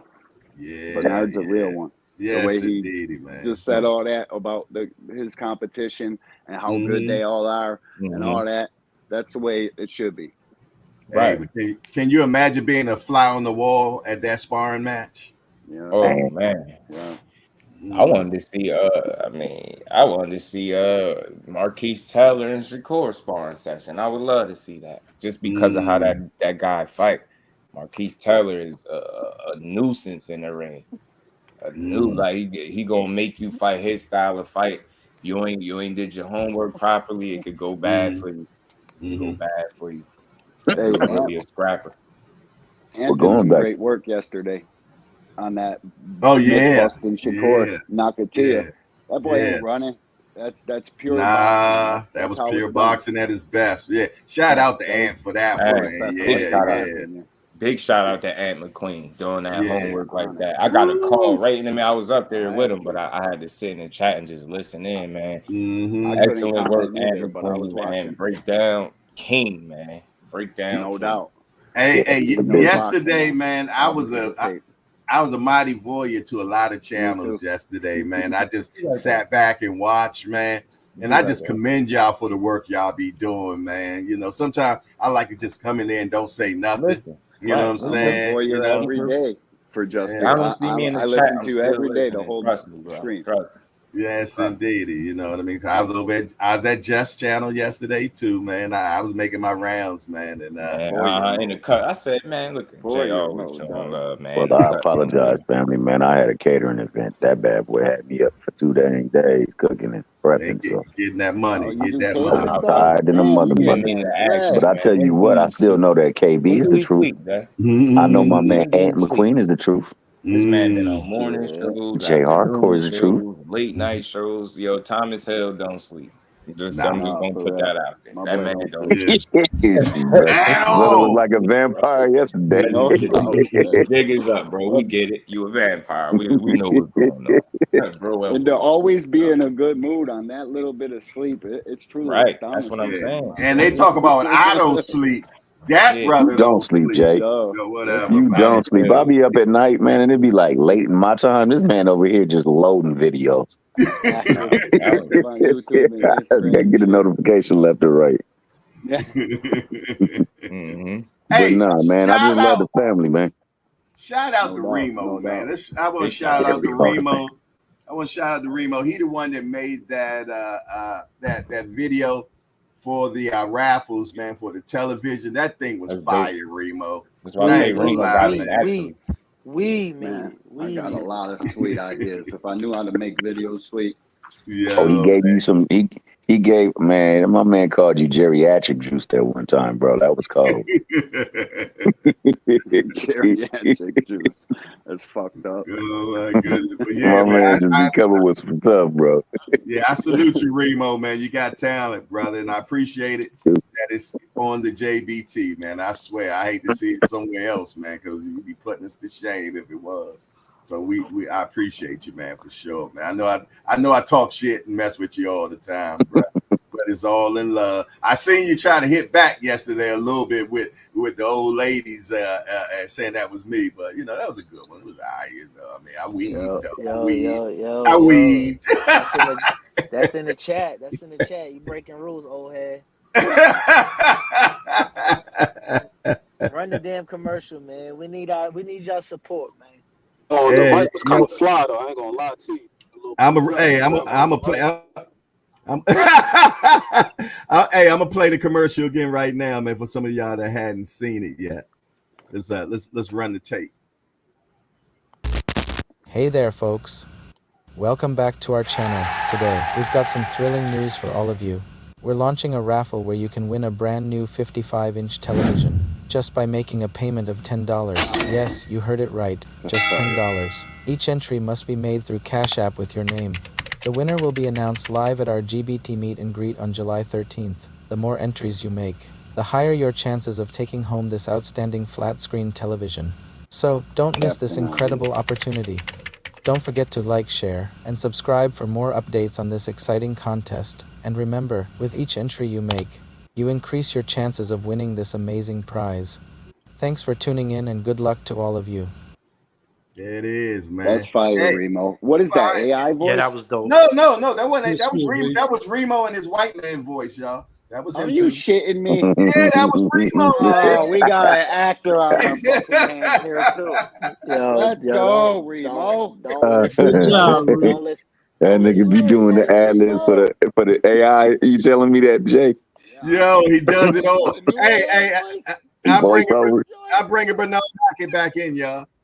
Hey, Bernard, you back? Yeah, I'm back. I was having technical difficulties on my block. Sometimes that signal don't be good. Okay, on that Boost Mobile. I know, I understand. You got that dial up.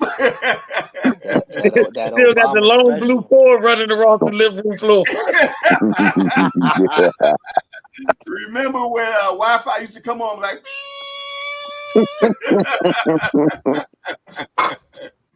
oh my goodness, man. Brother, get online. Sound like you making a fax. You got a question? What's that, Coach Tommy? Yeah, I got a little question, man. I hear everybody calling out Barrios' name from dudes at 140 to 147. Is Barrios food or dudes barking up the wrong tree, man? Because he looked pretty decent to me. He looked decent, but he's a little guy. I mean, I think he's a good fighter. I don't think he's a bad fighter, but Jalil always talk about he love to fight Barrios too. Like, I think he wanted him first, actually. Like I said, Barrios to him is a good quality fighter. But I'll reflect on this. Being in camp with Gervonta Davis when he was getting ready for that fight, and being, able to get the rounds in and work with him, and then watching how that came out. Jalil been on that since then. Yeah. Man, we just seen a clip that came out, man, with Jalil Hackett, man, sparring somebody. And, man, he did that guy dirty, man. He did him dirty. I don't know who that was. Man, the body shots and everything was crazy, man. Hey, but what I want to say is I want you to tell everybody, man, if it ain't too much given, how many miles Shawty be putting in a week, man? Man, he run a lot. I mean, people don't know when Jalil was young, he played a lot of sports. He did cross country track, and he if you look him up on USA Track and Field, for kids, he did good in that. He likes to run. He's a distance guy. On Wednesdays he runs in the evening time with a group that used to be the Under Armour group, and they do a lot of running. So most of the time when he's getting ready for a fight, he likes to run in the morning. He'll get about maybe 6 miles, 7 miles. But then in the evening time, he'll come back, especially before he sparring. He likes to get about 7, 8 miles a day. So I think he puts in about 13 a day. 13 miles a day. God damn. Wow. So that's not, I guess he's still young. So that's not pretty much too hard on him. I mean, if I wake up and he already done went out and ran, he must ain't think it was too hard, because sometimes I wake up, he already out running. Man, I know if he had a Norman, Bernard. My question is, if Jalil doesn't run that much, can he still make 47? Is it more son he loves, or is it out of necessity? Nah, he let it run. That's the one thing he liked to run. He's always been a kid that enjoyed running. So I mean, for me, uh, I know when we get to the middle of camp, sometimes I'll tell him we gotta cut the running down. And it's like the weightlifting. He likes to lift weights. He likes to run. So, I got to keep those things that he enjoys as part of it because you got to keep the fun aspect into this thing. This is a solitary sport. And if you make it a solitary sport and you make it where they're not enjoying it, then you watching the clock go. And when you start watching the clock go, the days get longer. So you got to find ways to break up the monotony and keep that enjoyment in it. So for me, if he loves to run, I'm not gonna stop him from running. He loves to lift weights. I tell him when we got to get ready for a fight, you got to cut the weights out. But he's always been that way. If you look at old Instagram, I YouTube, seen him benching 225 like 2 years ago. I actually seen you that video, Jay. Jalil was probably at that time he might have been 15. And yeah, Damn. he might have been 15 then. Benching 225. Yeah, he always he liked lifting weight. I like lifting weight, so he kind of picked it up from that, and he just kind of took off on his own thing with it. He always like that. And then most of his friends that do work out, they're football players. So when they working out, he working out with them. It's just natural for that to be the progress. That's crazy. Yo, with all that running, he got a dog. I know his dog love him if he running that much. Man, we always had them. Yeah, he loved it. Hey, look, I laugh. I say, man, this boy could run a dog tongue out his mouth.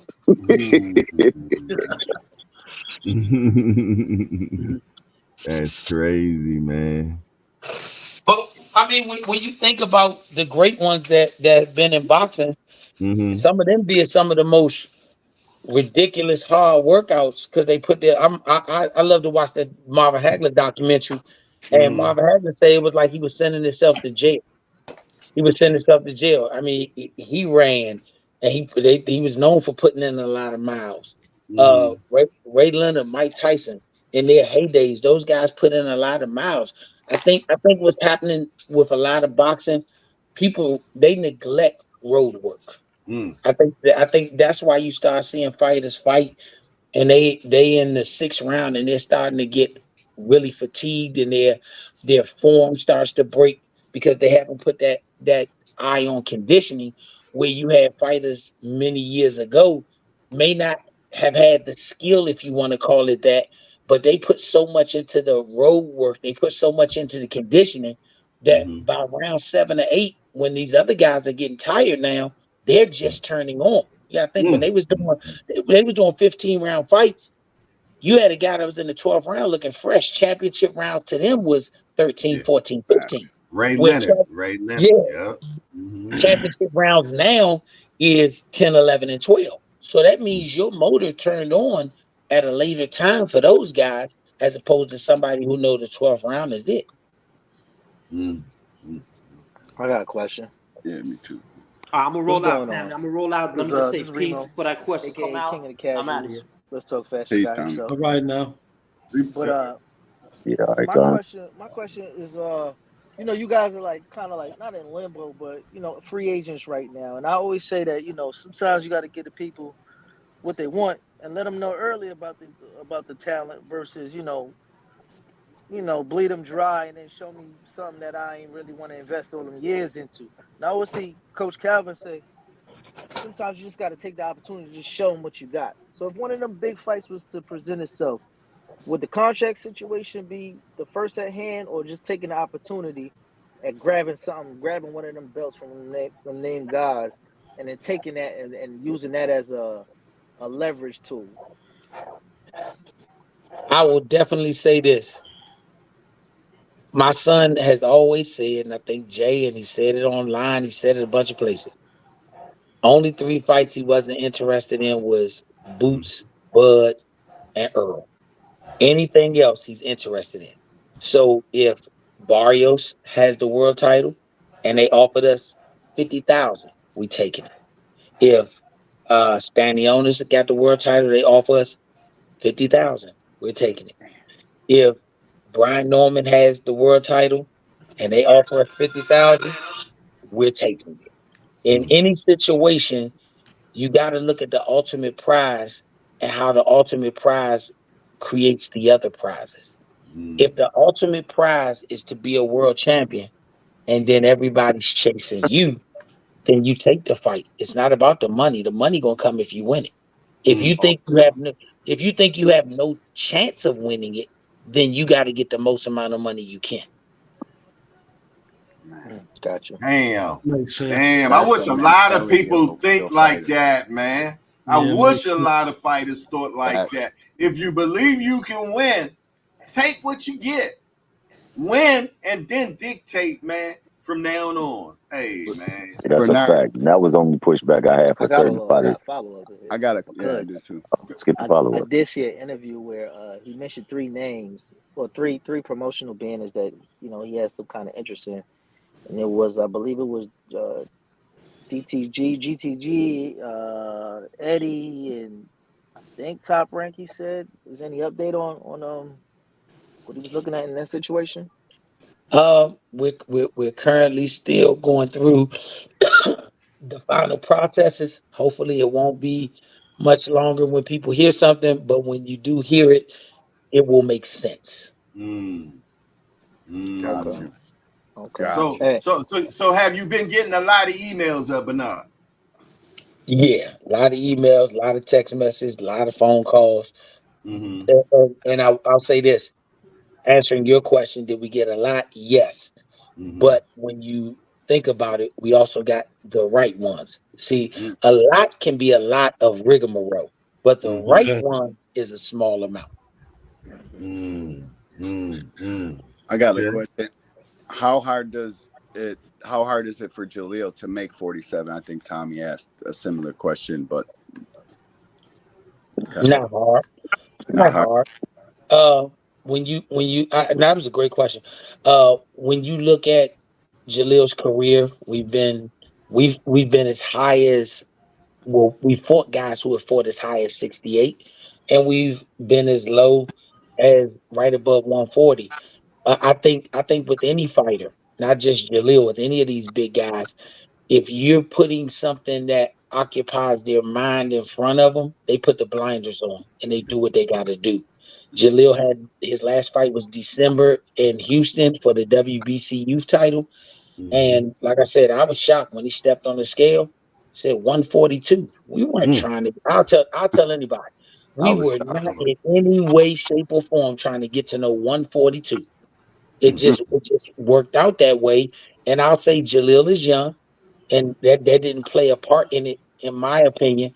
But when you have your focus on something and you see it right in front of you and you can reach and grab it, you tend to give me a little extra. You tend to give me a little extra whether I want it or not. And that's what happened. All the great ones have them blinders, man. Got to be able to put the blinders on. What do you think about the new ruling that the WBA came out with, the 12-pound rehydration? What do you think about that? I don't see a problem with it, as long as, I guess, the parameters are, what time did we weigh in the day before, and then the next morning, if it's me, I want to do my reweigh at about 7 a.m. If you're telling me we can reweigh at 7 a.m., I don't see no problem with it. Okay. All right. That's what's up. Yeah. And I was thinking about that. That time is very important. Because let's say the A side, that is the littler guy, tries to make that second weigh-in late. You know what I'm saying? Because it helps them. You know what I mean? So I see what you're saying when you say if it's early in the morning, it gives me enough time to get that fluid back in you. Yeah. And I thought it was go ahead, 24 hours. I thought that it's like a set time. I don't think they had the power to move that time. If they do, that's cheating. I don't know if I call it cheating, because if you remember back in the day, the weigh-ins happened early in the morning. Then when you saw when Floyd was basically running boxing, he moved weigh-ins to 5 or 6 o'clock in the evening. Yeah. I mean, I think it's the way the sport may go. It's up and down, but it like everything else, you got to learn to make adjustments. Somebody got some background noise. I don't know who it is. I'm hearing TV or radio or something in the background. Coach Eddie. Thank you. All righty. Hey, you know what? You know what I would say, Jay? Yes, sir. You know, being that I'm a a casual, I'm gonna go casual with this one. Yeah, right. But I would say, being that he's a young dude. I think the guys that's making a lot of noise at the top of the sport right now aren't just like in the sport making noise.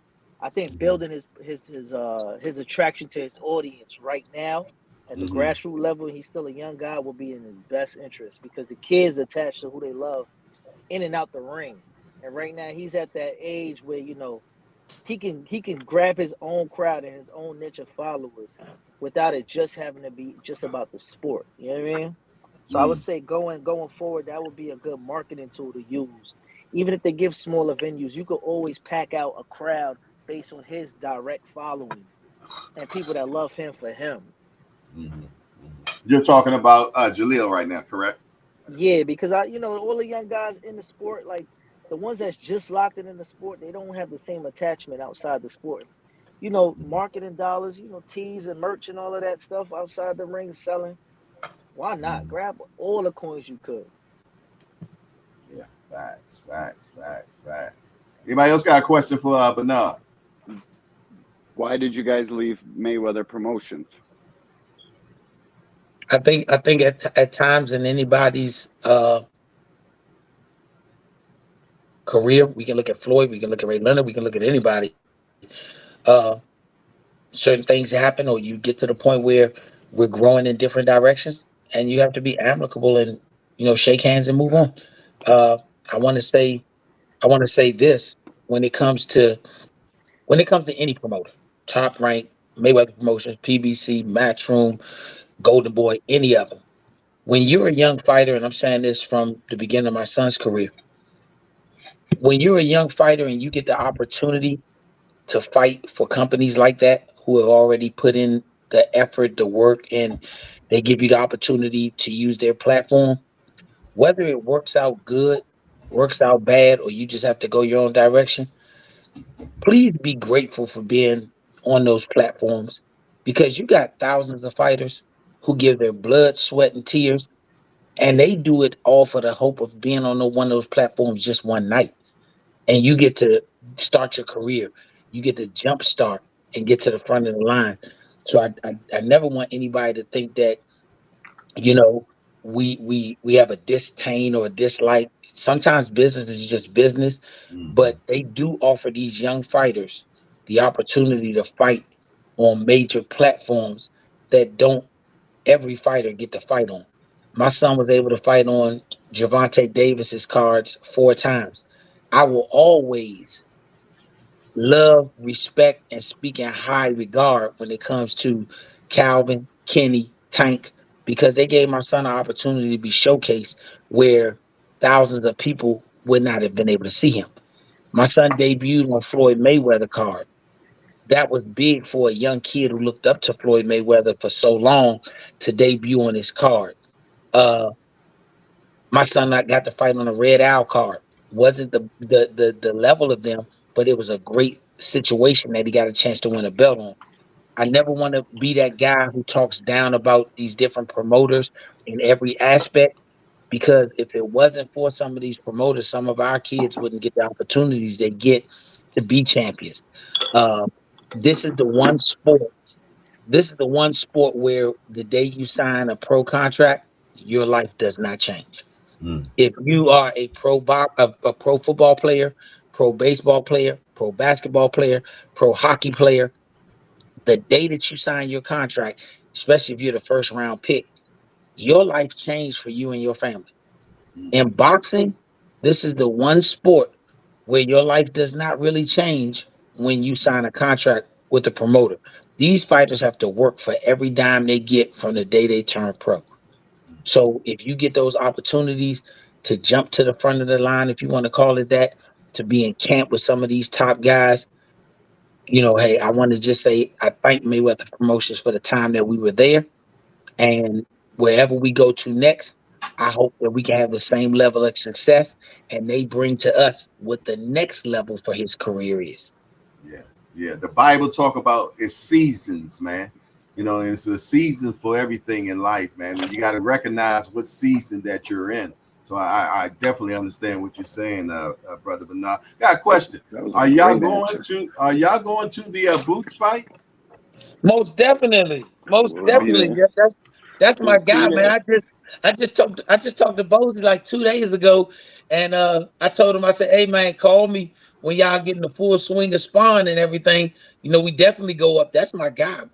I support them 100%. So I will definitely be in attendance, you know, rooting my guy on. This is his first homecoming as the world champion. So, you know, that's big. You know, we like I said before, coaches and parents who are coaches, we know what it took to get these kids there. You know, that's his coming out party. You should go there and support. I think all of us should go there and support, because we got to support each other first before we want somebody else to support us. We'll be there. And we're doing our first meet and greet there that week as well. On the 13th, we're going to have an Airbnb, and people are going to be able to come by, eat food, play games, talk smack. And if you don't have a ticket to the fight, you can even watch the fight there too. So we're having our first meet and greet of the hangout. It's going to be in Philadelphia. So, hey, if you and your son want to slide by, get a plate of food, it's going to be early during the day. And then at the nighttime, then we all going to slide over to the fight, man. So you have an open invitation, man. It's going to be plenty of food. It's a real one get together. I was going to invite myself when you said plenty of food. It's going to be plenty of good food, too. Hey, Bernard, I like to kind of piggyback off what you just said, that the whole fighter's life and the dynamic. Think about it. When you building a fighter, you're starting off in the negative from financially. Because you know you're having to pay for these guys' opponents. Your guy's not working, so a lot of times you have to make sure he has food to eat, transportation, somewhere to live. It's like you're investing in your fighter, and you believing that hopefully one day it'll pan out, that he'll get to that ticket. So let's say, for instance, you got a fighter who's been fighting boxing for 10 years, hadn't had a job in 10 years. Now we all know you can go out and work a normal job and make anywhere from $75,000, $100,000 a year. In 10 years, a lot of these guys in boxing hadn't even made $100,000, and they've been boxing for 10 years as a professional. So you gotta let that sink in right there, man. Boxing is a hard racket to make it in, man. And a lot of times, a lot of boxers get frustrated because they know they're good, they know they got the talent, but they never get that shot, man. And that's one thing you have to do with a fighter. You have to keep him motivated, because a lot of times them dreams will die right there in the gym, man. They're putting in, they're running the road work, they're doing the spar, they're doing the sit-up, you're doing the calisthenics, everything you need to be a championship. And then your phone never rings, or you never get that shot, man. Like, man, bump this, man. I'm going to work at Home Depot because I'm starving, man. And it's a tough fight to make it in, man. Tough racket to make it in. And any guy that makes it to that top, you can't fault him for wanting to maximize his abilities, maximize his earning potential, because he done made years and years and years of sacrifice, man. And he's finally get to a point where he can actually put some food on his table, buy a house, buy a car, put some money up in the bank, man. And a lot of times these fighters, man, they're living fight to fight, man. It's tough, man. Nah, you're right. You're 100% correct on that. Everything you said. When people get into this fight game, I hope they understand what they're getting into. They're getting into a long life of potentially being broke for the opportunity to get rich. Man, I know I'm in for a good show. You got Mr. Bernard Hackett on here. Every time that man talk, he dropping jewels, man. What's going on, Mr. Bernard? What's going on, my guy? How you doing? I can't, man. This is an honor and pleasure to be on the panel with you, man. I'm one lucky guy today. Man, every time me and you get together, we have some good conversations, brother. Every time. Man, what fight was we at when we was having a good conversation? We were talking at the rail. I think it was a tank fight, and that was Hector, Tank and Hector. Yeah, man. Hey, we had a good one going there, man. Man, I'm mad. Hey, Bernard. Yeah, Senior. What's up? Hey, I'm talking about the fight is going on. Me and Mr. Bernard, me, him, and Squeeze chopping it up, man. I'm talking about, man, listen, you want somebody that's knowledgeable in this sport of boxing, man. Mr. Bernard Hackett, man, he gonna give it to you just like you supposed to have it. I know that's right. That's why I love having those conversations. Him and I, we haven't had conversations lately.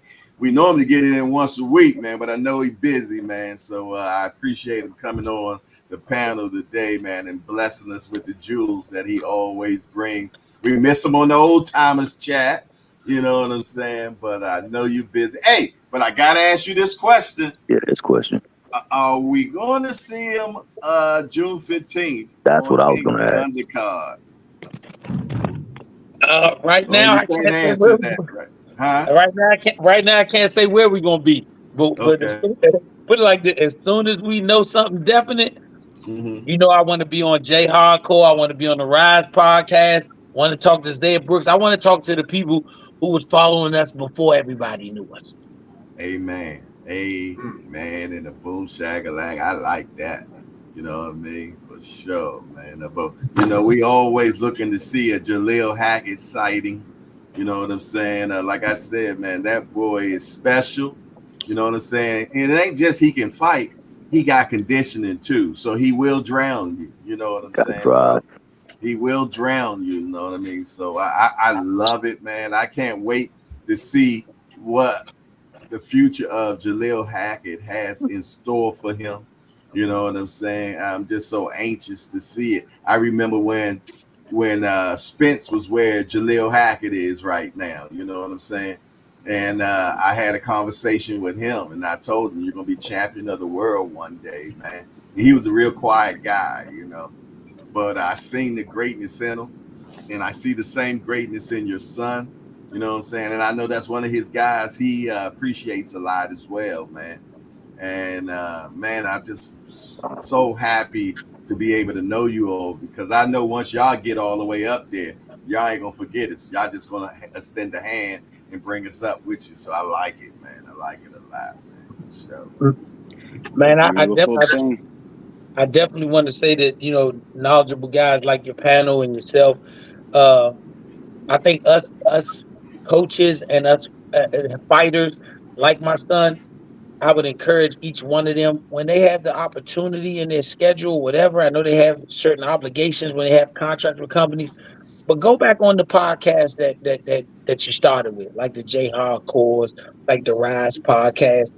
If we help them grow, they help us grow, and they get the message out there about us fighting. How do you get merchandise? How do you get tickets to the fight if early tickets are coming out? Because we got to always remember, we have to do things 10 times harder and 10 times better. So when you get opportunities to make it 5 times easier, you got to take advantage of those opportunities. When we have these fights, we got to make ourselves visible. I always tell fighters that. I tell my son that. If they want you to read books to little kids at the rec center, go read the books to the kids at the rec center. If they want you to come out on Martin Luther King Day or Pennsylvania Avenue Day or whatever day that goes on in your community, go do those type of things. Because when Wild World of Sports was doing fights, when you used to see guys in the neighborhood who were champions running through the neighborhood, you wanted to go see those guys fight. But when we look back at I think it was Dream Team 3, when you had Americans rooting that our Dream Team lost, it was because of our Dream Team, not because of anything else. When you separate yourself from the people who made you a star, then they want to see you fall. Hey, Bernard, can you talk to the panel and kind of address this? You know, and I know you're familiar with it, about those gym vultures and those guys that hang around the gym and try to steal your fighters, man. I'm gonna say this: you got to teach. You got to, first of all, if you're a coach, first be a mentor and be a person that these kids can confide in before you coach them. Because when you become that person to them, you kind of eliminate a lot of them vultures. They got them. They got guys that come to gyms. Hey, man, I just want to talk to this kid because I could do this for him. And They could tell you, I know the man who knows the man who knows the man who knows the man. So they really don't know nobody. But they can latch on to you and they can ride your wave all the way through. You know, the good ones, I'm gonna tell you something I learned in this process right here with this free agency with my son. The guys who know they good, the guys who know they connected, the guys who know that they can change your life, the first thing they put in your face is not a contract. The guys who need to lock you in so they can ride you like a horse, the first thing they put in your face is a contract. And if these kids aren't taught certain things, if these kids aren't shown certain things, then they become victims. They didn't leave you, they were victimized by somebody. You know, you got to teach that. It can't be just teaching the left hook, the jab, the uppercut. You also got to teach them how to slip. And sometimes the slip ain't a punch. It's some people that don't need to be in your way. Man, hey, you preaching now, brother. You preaching, man. Man, I recently lost a lot of good fighters, man. I'm talking about I had guys I've been working with for years, man. This record producer came in, man. You know, and started blessing them with getting. I should have ran him off, man. I had a bad feeling about the guy, but I was trying to give him the benefit of a doubt. You know what I'm saying? And came in, you know, start flashing a few dollars, start blessing them with some gifts, and then next thing you know, they you know, kind of formed a coup against me. Well, coach ain't doing this and coach ain't doing that. You know what I'm saying? The next thing you know, my fighters walking out the door. They leaving one by one. I said, dang, man, ain't this something, man? I've been with these kids for years, man. You know, protecting them, making sure they get the right fight, teaching them the right skills. And coach, you moving too slow, man. You know what I'm saying? I'm trying to make sure you're ready, man, because this life and death in that ring, man. I can't just put you in there if I don't feel like you always ready, man, because I can't have that on my conscience, man. If something happened to you, I got to fully prepare you for war. But a lot of these kids, they impatient, man. They want to be, you know, 6 months. They want to come on, coach. I'm ready. I'm ready. I said, no, you're not, man. So I'm glad you said that, brother. I appreciate what you just said, that you looking out for these kids. You told a kid he not ready. How many coaches gonna tell a kid they not ready when they just in such a rush to get in a corner and people see him coaching? So I respect the fact that you told the kid he not ready. Yeah, sacrifice that paper for the progress. And the sacrifice for us as coaches, we learn our trade in the amateurs. Our fighters learn their trade in the pros, but we learn how to say no to stuff in the amateurs. If you ain't learned how to say no to stuff in the amateurs, when it ain't no money involved, how you gonna say no to something when you get to the pros when they can throw any amount of money in front of your face?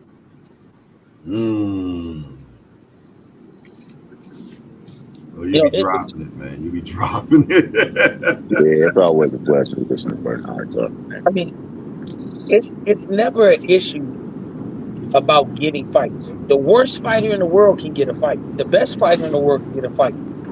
It's up to your team to say if that fight makes sense for you, and not sense in the sense of a win or a loss. You got to weigh out what is the probability of life-altering injury.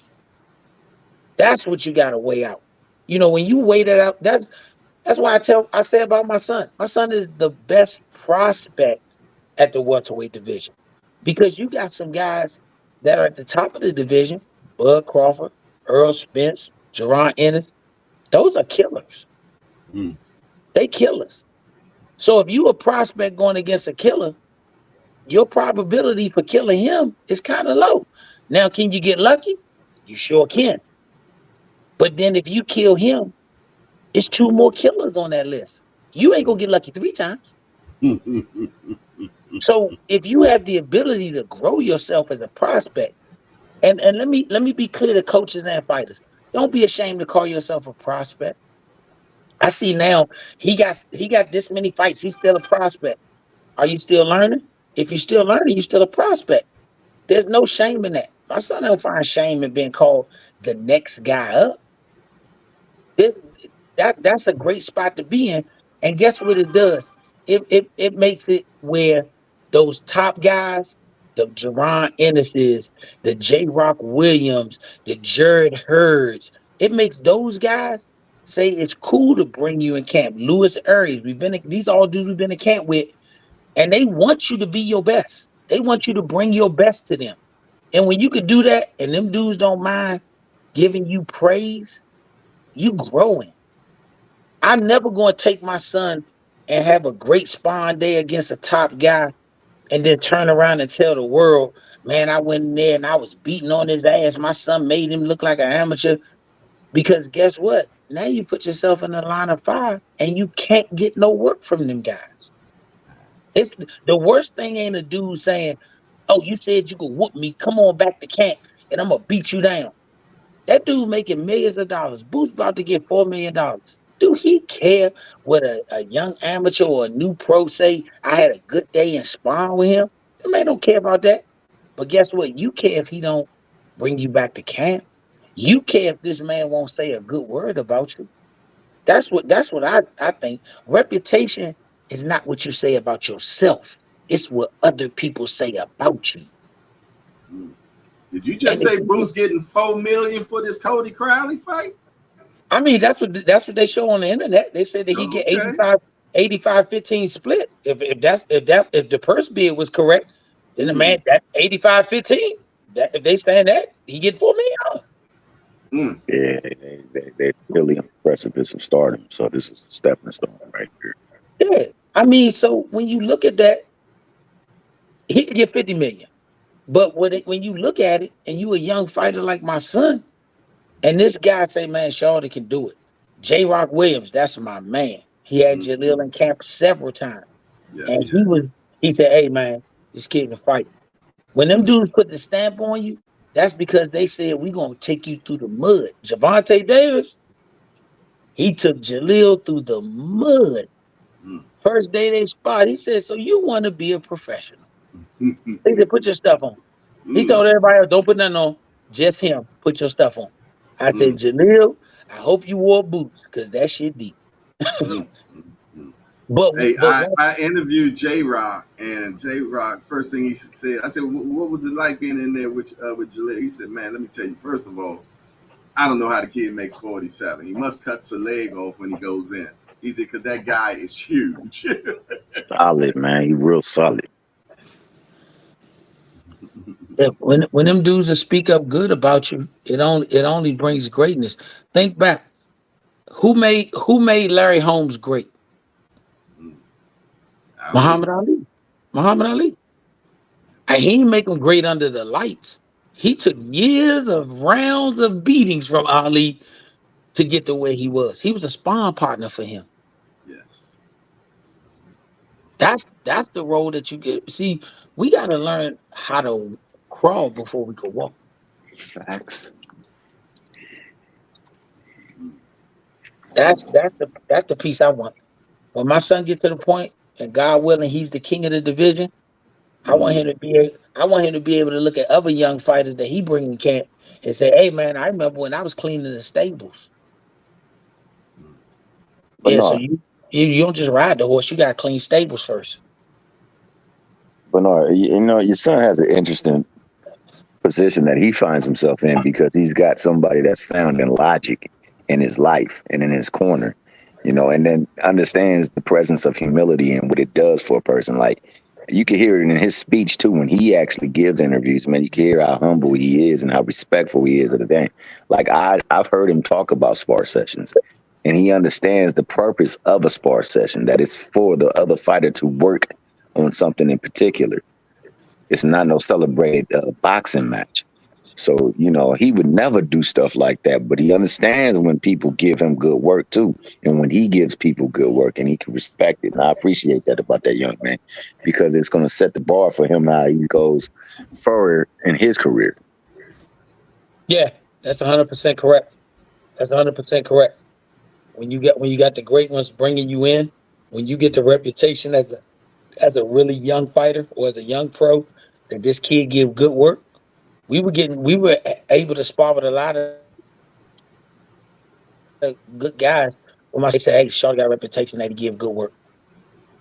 If you go back and look on YouTube, when Jerry Hurd was the unified champion, he brought my son in for for his Showtime piece.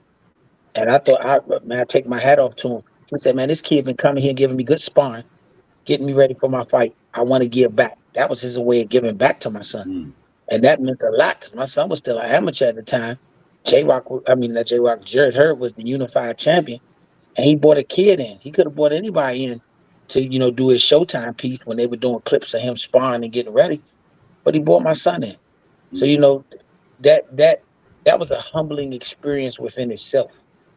And if you take the time to look at the situations for what they are, look at the things for what they could be, you will get a different appreciation of not just what was done for you, but also the person who did it for you. I tell people all the time, one of the coolest guys I met in this sport is Adrian Bronner. Adrian Bronner is one, man, people don't know, and I can go back and show old pictures. My son was a young amateur. I'm talking about a little kid, 9, 10 years old. AB used to look out for him. He had no vested interest. He was just, this was a kid that looked up to me. My son got signed shoes that Adrian Bronner fought in. My son got, he got an outfit. Adrian Bronner wore a red and silver outfit. And when Havoc was doing this stuff, and Andre sent the same item to my son, said, AB said, get this for Charlotte. My son fought in the same type of outfit. AB cool. He cool because he came from where these kids come from. People might look at him in some of the worst lights, but I tell people all the time, AB always talk about AB. When he was AB, when he was about billions, he didn't talk shit about other people. He talked it about himself. How can you get mad with a guy who talks about himself? But he understood a squeaky wheel gets the oil. And I'm trying to get my son to understand that. How many people remember when Adrian Bronner fought Jason Litzau? I do. When Adrian Bronner fought Jason Litzau was supposed to have been the guy that was his coming out party, and he was going to be the man. AB wasn't talking trash. He wasn't all brash. He beat Jason Litzau, and people didn't really hear a lot about it, but that was his coming out party. But he didn't get what he thought he was supposed to. But then when he started looking around and said, man, these guys talking trash, these guys saying crazy stuff, I got to do that to get myself paid. The minute he turned into AB, look what happened. I tell my son, I tell my son all the time, you are a great young man. You don't talk no trash. You ain't a loud guy. But at some point in time, Jaleel Hackett gonna have to become Major. And Major is gonna have to say a lot of things, but be respectful to people. Because always remember, Major is the boxer. That's the guy who boxes and people love. But the man that people will know is Jaleel Hackett. When you can make the separation and be respectful to guys, you can say what you want to say. I think Tommy Hearns and Ray Leonard, Marvin Hagler and Tommy Hearns, especially them when they was on Good Morning America. Marvin Hagler said, man, you postponed our fight because of your pinky finger. He said, I would have cut my pinky finger off. He didn't cuss him out and all that stuff, but he got his point across. So that's what I want my son to learn. Always be a gentleman in and out the ring. You can get your point across. When it's time to be a monster, you could be a monster. In the words of Evander Holyfield, when Mike Tyson say, they told me you said something about my wife or my family. Evander looked down the table and said, don't we got to fight regardless? Yeah, so what difference do it make?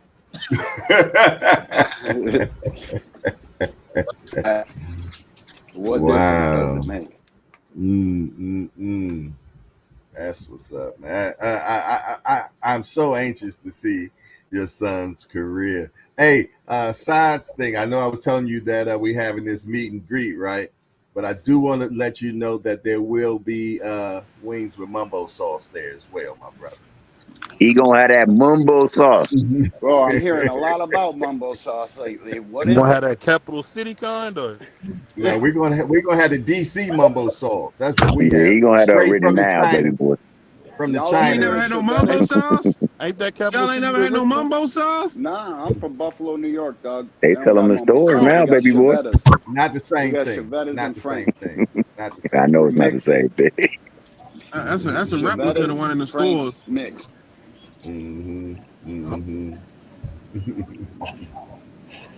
Yes, People indeed. from So, Baltimore, I had some. From DC, I had some mumbo sauce before. did you Hey like Jay, mumbles? you might take a case of it up there, Jay. You gotta take the case. Hey, I got a brother that's stopping in DC and buying a big thing of it. My brother D for the win. He's gonna stop and buy a big gallon of it, I guess, or something like that. So we're gonna have plenty. Y'all gonna have a time. Yeah, hell of a time. Hey, Bernard, you Jay. showing up, right? Yeah, definitely, man. Jay said it's gonna be food. I'm showing up. It's gonna be lots of food. We got about 4 cooks that's gonna be up in there. Yeah, we definitely Hey gonna have Jay, a I lot. got to fight I for it, might Jay. have I got to to fight for it, order Jay. some of that. All right, You heard Senior, me, what you Jay? got for? Yeah, I'm listening, I got Senior. What you got? I got to fight for it. Mm-hmm. Who you got? Brian Norman Jr. versus Jaleel Major Hackett. Man, that's the whole conversation we were talking about. That's That's what why. For started real? everything. That's why. Yeah, Jalil might beat him to death. You Man. late to the party, bruh. You No late to the doubt. party. My That's bad. the whole Jaleel My bad. conversation, man. Oh yeah. Hey, I'm taking Mr. Belt the ass. It's to build the Okay. He's so nervous at my internet. ass.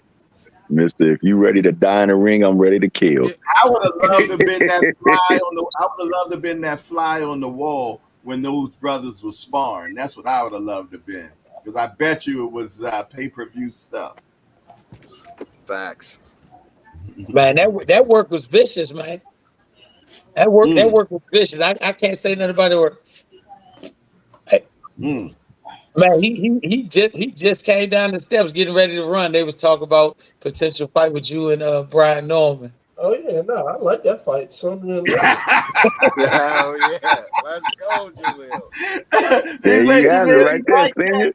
Especially after that? From the man himself. Hold on, I want to hear him. Hold on, I want to hear him. Would you say, Jaleel?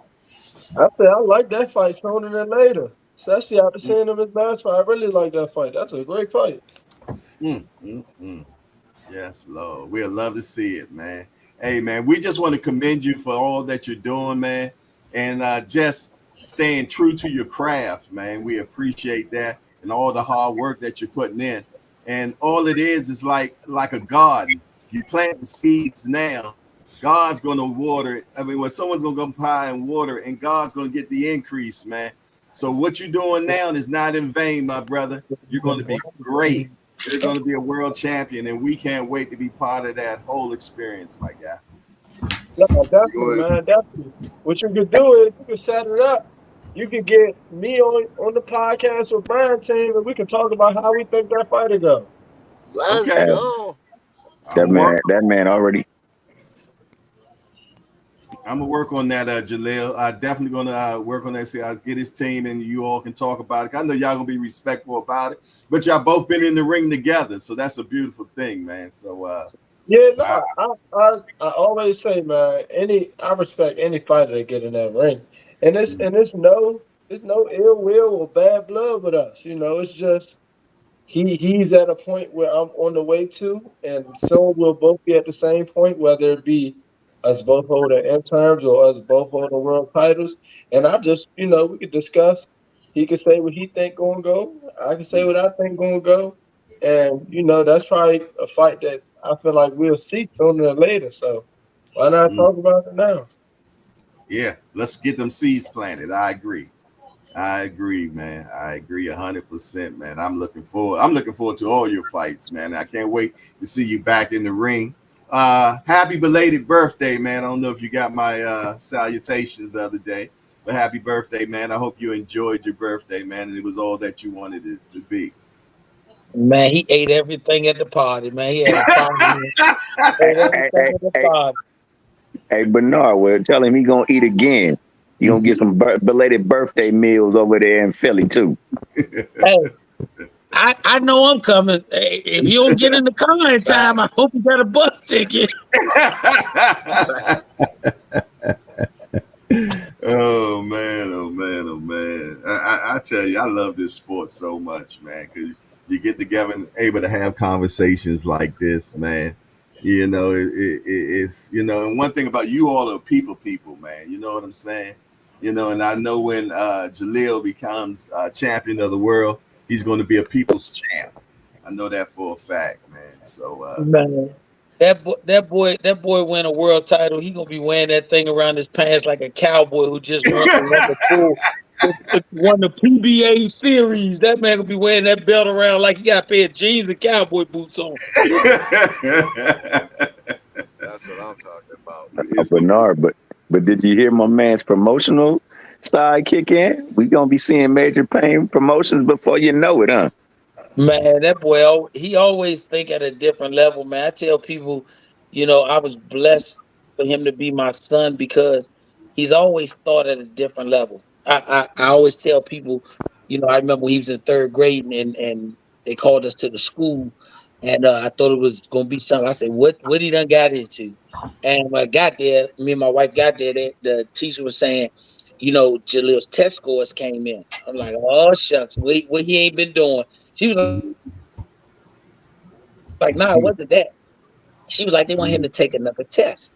Like, why do you want to take another test? She said he tested in the 1% of all the kids. I said, in the school? She said, no, in the country. In the She was country? like, they want, and he retested. Mm-hmm. Yeah, he retested. And after he retested, they wanted to skip him. I said no. And they wanted him to start taking college classes at Johns Hopkins. This was in elementary school. I got all the paperwork to show this. And they considered him a genius as a kid. They said this kid thinks differently than most people. And when he got to high school, he finished high school in record time. And what he did to get his 100 hours, because they told him it don't matter what you do, you gotta get the 100 hours of volunteering. As a ninth grader, he spent the summer at Cardoza helping 12th graders who needed to pass math to graduate. Wow. And he did his 100 hours that summer.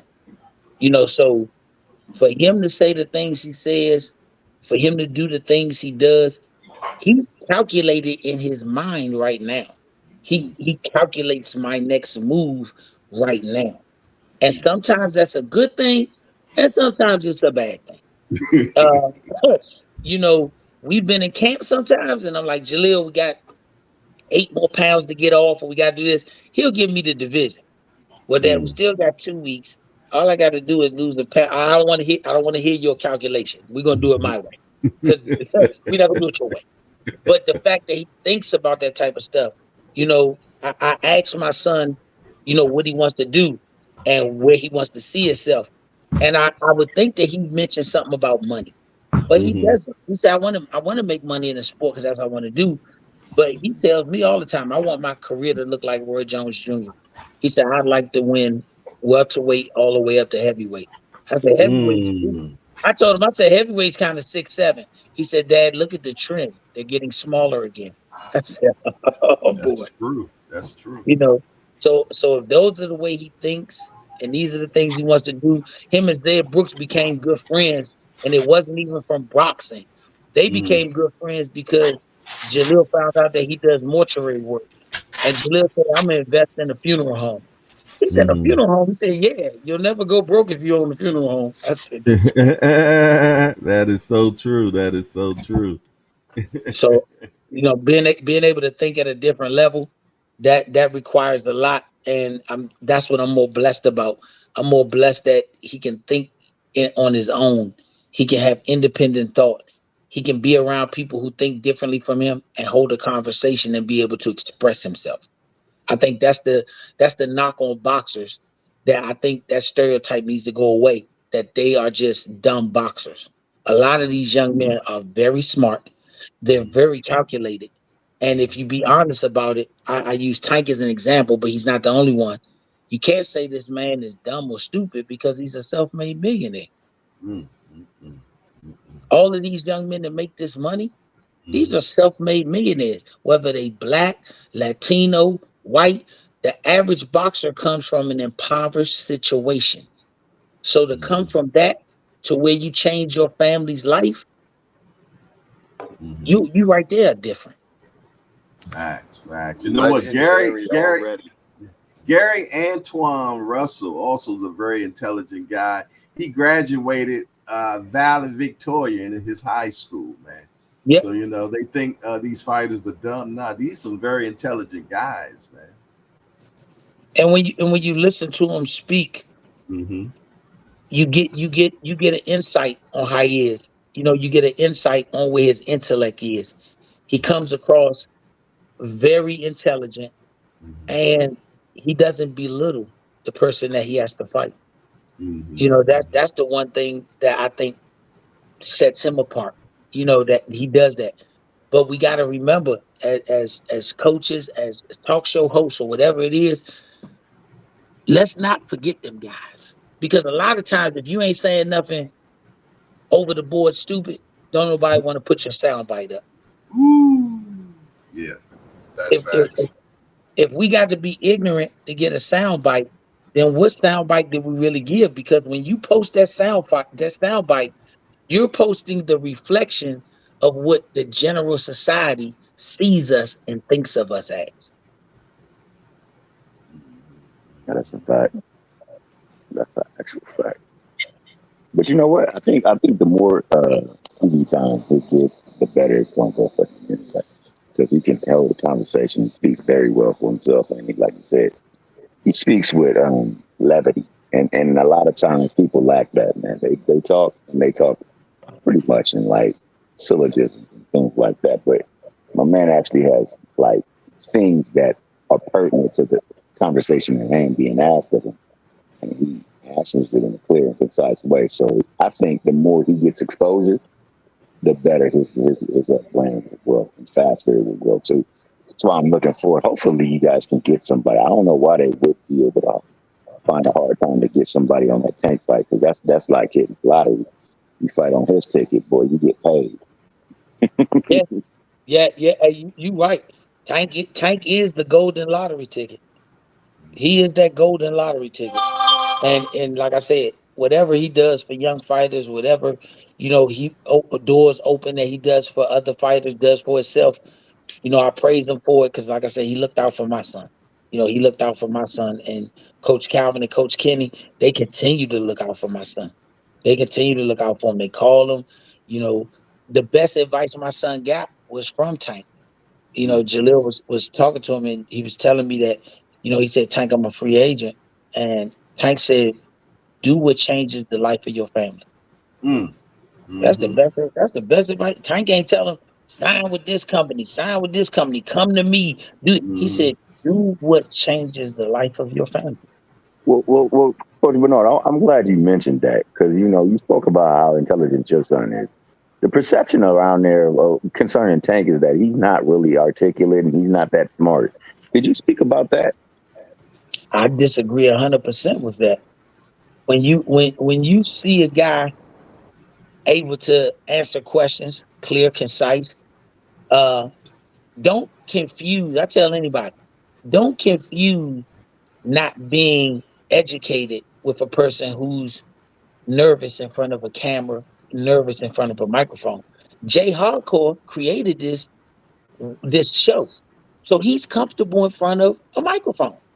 But if you're an athlete, you may not be comfortable. If you go back and watch Tank's interviews from the time he started really doing them up until now, can't we agree that he's become a better interviewee as opposed to when he first started? Facts. That says he's developing comfort. It doesn't say that he got smarter or got dumber. It says he's comfortable. See, that's the narrative I say when we put these sound bites up, and it's the worst sound bite we can find because it gets us the most likes. We're putting into the atmosphere a level of ignorance that people look at. To the average fan, they only see sound bites. To the average casual, you all are their vision of boxing. Not the fights, not the fighters, but you all, because you give them the sound bite. They look for you all to look through muddy water and find the dry lane. And whatever you put out, that's the narrative they go with. Yeah, I'm gonna tell you something, man. I remember when I first started this channel, man. I was scared to death of the microphone, man.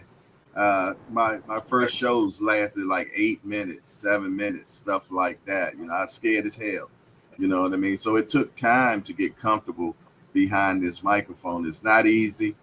I tell a story about last year in January at the Tank and Hector Garcia Showtime press conference, and they passed me the mic, and I froze on the mic on national television, and couldn't even remember Demetrius Andre name. I said Slim right there. You know what I mean? I was so goddamn embarrassed, man. You know, I felt like 2 inches tall. But then at that point, man, I said from now on, I'm gonna make sure I'm prepared for everything. You know what I'm saying?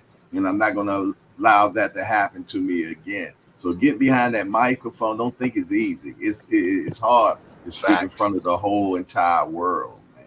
Yep. Let me. I want to give a special shout out to my son Robert Hackett and to my god sister Latoya Foster. And I'm gonna tell you why. My son Rob is he's a graduate of Duke Ellington School of Oh the Arts. wow, yeah. And before COVID hit, he was going to University of the Arts in Philadelphia. And one of the things he always does with his brother that's very important, he sits him down and does interviews with him. And I used to be like, what was you doing? He was like, Dad, one of the things I learned at Duke Ellington, they taught us how to interview. They made us comfortable in front of the mic before we got in front of the mic. And by him doing that with his brother and Latoya Foster, my god sister, doing that stuff with Jaleel, they made him comfortable to be able to speak in public. That is a skill, a craft, a trade. And people don't look at it like that. It's a skill because not everybody can do it.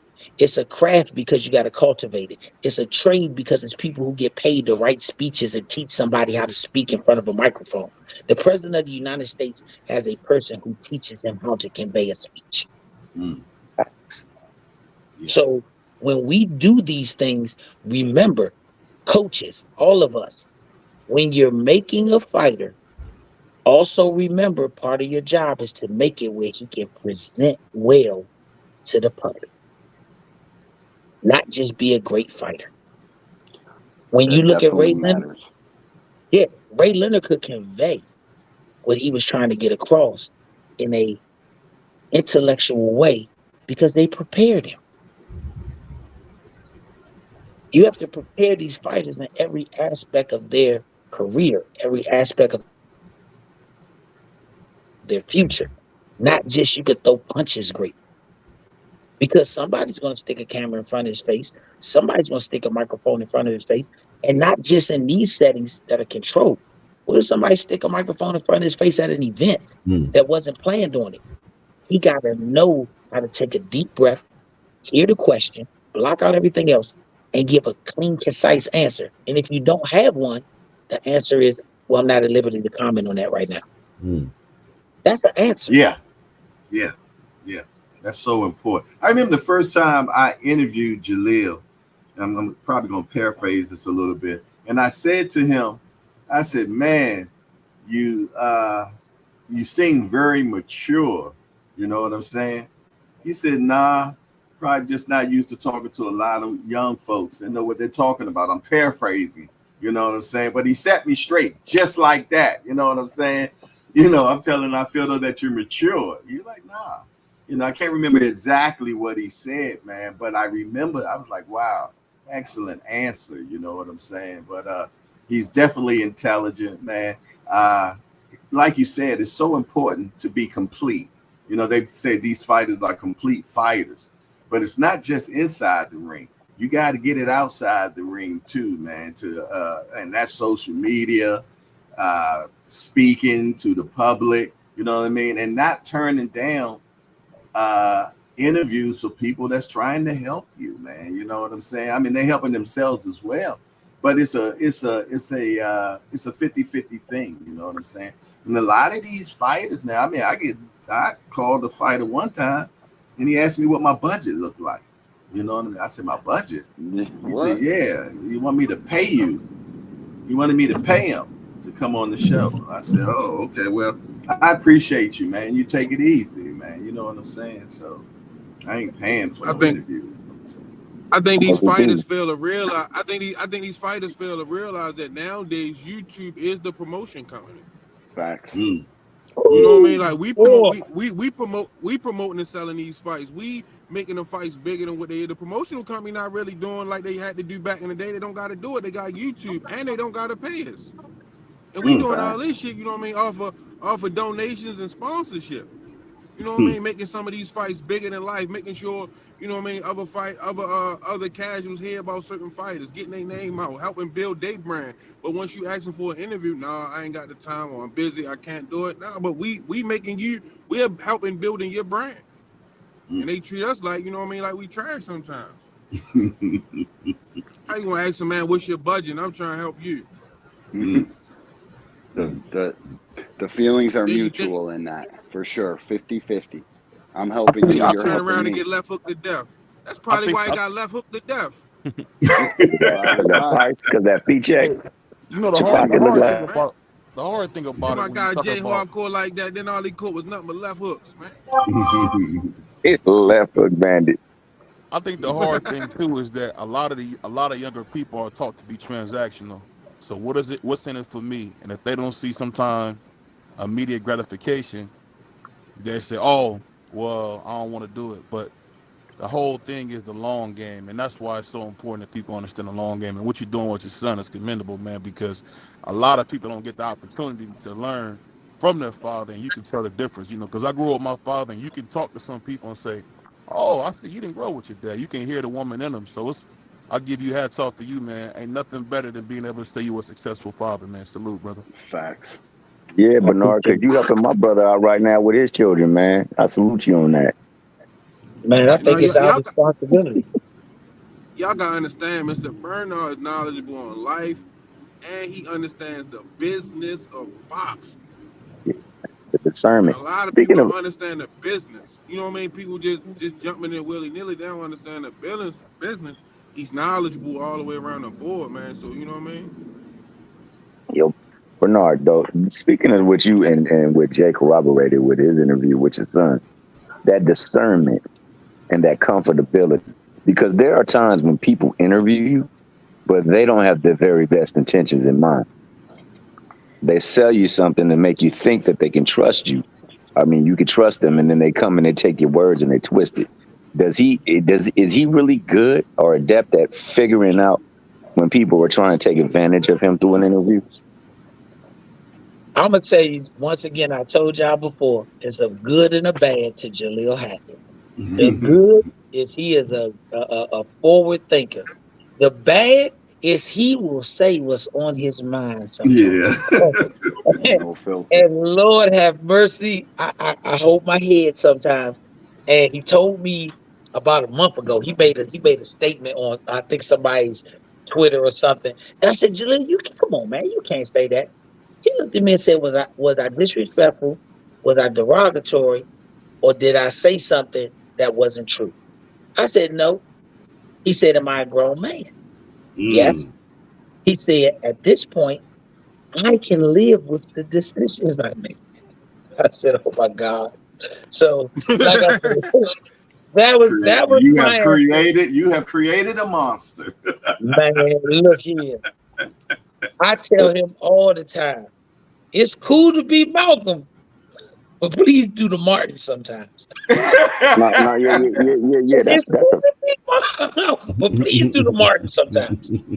Because he don't believe in biting my tongue. He got into it with his brother the other day, older brother. He was like, he said something I ain't like. And I ain't the type to bite my tongue. I said, I ain't asked you to bite your tongue. Just stick it out and don't let it go back in. Because stuff will come out. Yeah. So, when you create men, and I respect all you guys, especially my Sunday panel, who I'll be on with Jay. If we're fathers who are creating men, we got to be cognizant and okay with what we created, because let's take it back. My grandfather is in his 90s. My grandmother's in her 90s. They lived at a time when it was different. My grandfather, a big man, big, tall man. And he always had pride. And he used to always say, I'm too tall to walk with my head down. And I remember that growing up. You know, if we're making respectable men, we're doing things that we should do respectably. Mm-hmm. And if we're teaching our kids to be that, then guess what? We gotta live what we created because that's what we wanted. Mm. That's what we wanted. Jay, me and you talk about our kids all the time. You Yeah. always speak in high esteem of your kids because you're happy with what you created. Yes. You might not be happy with the way they do or convey everything, just like Right. me, but we're Mm-hmm. happy with what we created. You ask Boots Dad, is he happy with what he created? He gonna tell you yes. Mm-hmm. He gonna tell you yes. Mm. If you ask these guys, these men that's on here as coaches, every one of them don't have a championship son or a championship daughter, but they got champions in the fact that they have respectable kids. They have kids who work hard every day. They got kids who have a name in their community that's not messed up. See, what we got to also teach these kids is respect your face card all the way around.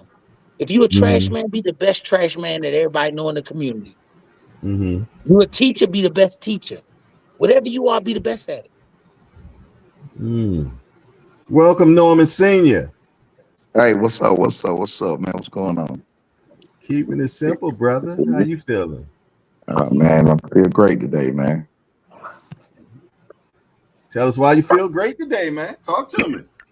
Talk to me. Talk to me. Talk to me. I mean, my boy just, he silenced all the critics. My boy just silenced all the critics, man. He put out a masterful performance, man.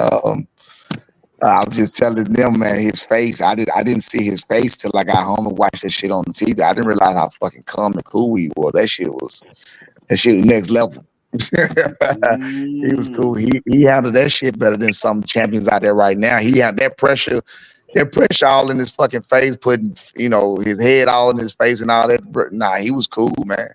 So I was excited, man. I was excited about the whole thing, man. I'm really more excited about how calm he was because I know what he can do. So the fact that he could be calm on that type of stage for that type of stakes, I mean, the stakes were extremely high.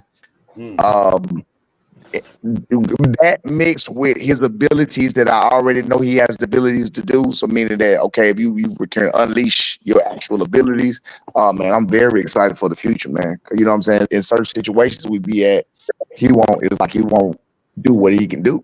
He wins. He always wins, but he just don't do what he can do. So it's more in the tool bag that we're seeing so far. Absolutely. Well, you see the title we had today. It says Brian Norman ready. It says Brian Norman ready for Boots. Is he ready for Boots yet? You know what? It's an honor. It's an honor to be mentioned with Boots. I told my son this. I was like, damn. I see how immediately they went to Boots. I didn't even think about this at first. Like they immediately put him to Boots. Do you know how much of an honor that is? That's a fucking huge honor to be mentioned with Boots, with the next biggest thing right now. With the biggest thing, he is the biggest thing out there, up and coming, outside of, the Crawfords and the others. He is the biggest thing out there with us. So to even be mentioned with him and to have people in comments saying that, oh man, and it was crazy, man. Them having this argument there, like the Terrence Crawford, Terrence Crawford, Errol Spence arguments all over again. So it's like, oh shit, even to go from just 3 days ago, motherfuckers telling you can't coach, you ain't shit.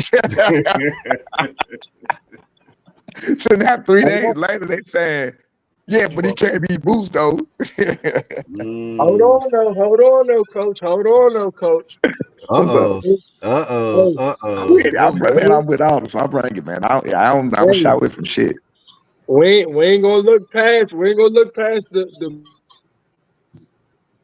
potential fight that we can make beginning, middle of next year. If I'm in a position where, let's say, I got an intern. We can't see you. Yes, sir. We can't see you. We can't see you. That's Jaleel. I know the voice. Yes, sir. What's up, dog? What's up, bro? Man, congratulations. I watched the fight. I was telling people, I say, man, Brian about to whoop this boy ass. Yeah. I was crying. I say, hey, I love that fight. You know, sometime next year. Hey, listen. This is how I look at it. This is how I look at it. Simple as this. Everybody deserves opportunity. You know what I'm saying? We was given opportunity. We would definitely give you the opportunity to make. Again, I don't make no motherfucking decision. They run that shit by me. Ask me what I think, but I don't make no decision. Say, nah, we want to fight this month. That shit is over with. That shit ended with Quentin Randall. The last decision I made was Quentin Randall. That was the last decision that I brought to them. Huh? No, I dig that. I dig that, man. You know, like I said, I seen y'all climb the ranks. I seen y'all take, you know, step by step, brick by brick, man. No, I'm proud. I'm proud of y'all. I'm happy for Appreciate it, man. y'all. Thank you, man. I appreciate it. Hey, you know, again, I tell people all the time, you know what I'm saying? You were a huge part, like his that if you notice, y'all seen him tired. You seen how he was in your gym and shit, right? You see how he was tired, winded up. That shit is over with. You see, you started that. You started that when we went up there and sparred you and the work ethic and shit. We seen, like, again, that's how it is. You gotta get away. So when we seen that shit, we was like, what the fuck? So B took that shit personal, and that motherfucker, like I said, he run 15 miles. No, there's no exaggeration. He runs 15 miles sometimes. He runs 10 miles sometimes. He runs 7 miles on a slow day. He runs 7 miles on a slow day. Sometimes when we get closer, that's my type of work. So listen, sometimes when it get closer to the fight, I have to make him. He be like, I'm gonna go run. How many run? Probably 7. No, motherfucker, do 3. What the fuck you gonna do 7 miles for? That don't make sense. You know what I'm saying? It's like fucking 4 days before the fight, you talking about you can run 7 miles. Why? Don't you already in shape? Motherfucker, them 7 miles ain't gonna get you in no more shape. You good. So with that, that came from how Toddy got up there, with you. And then going with Boots, he didn't get tired with the Boots situation. I think he only did for, like, you know, when we did, we was in set increments with Boots with other people. So when he sparred with Boots, but it was the workout with Boots. Boots took him on a little trail. If you ever ran with Boots, he got a little 6-mile trail he run or whatever. And he came back. I sat in the car and waited. When he came back, he was last. Oh, that pissed him off more than anything. Oh, no, hey. One thing I can't say, I hate that losing shit. I don't Right. So he came back. He was like, ever since then, he took his training, his workout. He worked. Y'all see him work out. He know the mama mentality. That's what he got. He work out till he can't fucking work out no more. That's all he do, bro. That's all he do is work out. So, you know, with the skills, the in shape ain't gonna never be an issue. So we ain't worried about that part. So long as the skills and shit add up to that, man, we good. And I'm just excited for the future, especially with watching how calm and cool he was in that situation.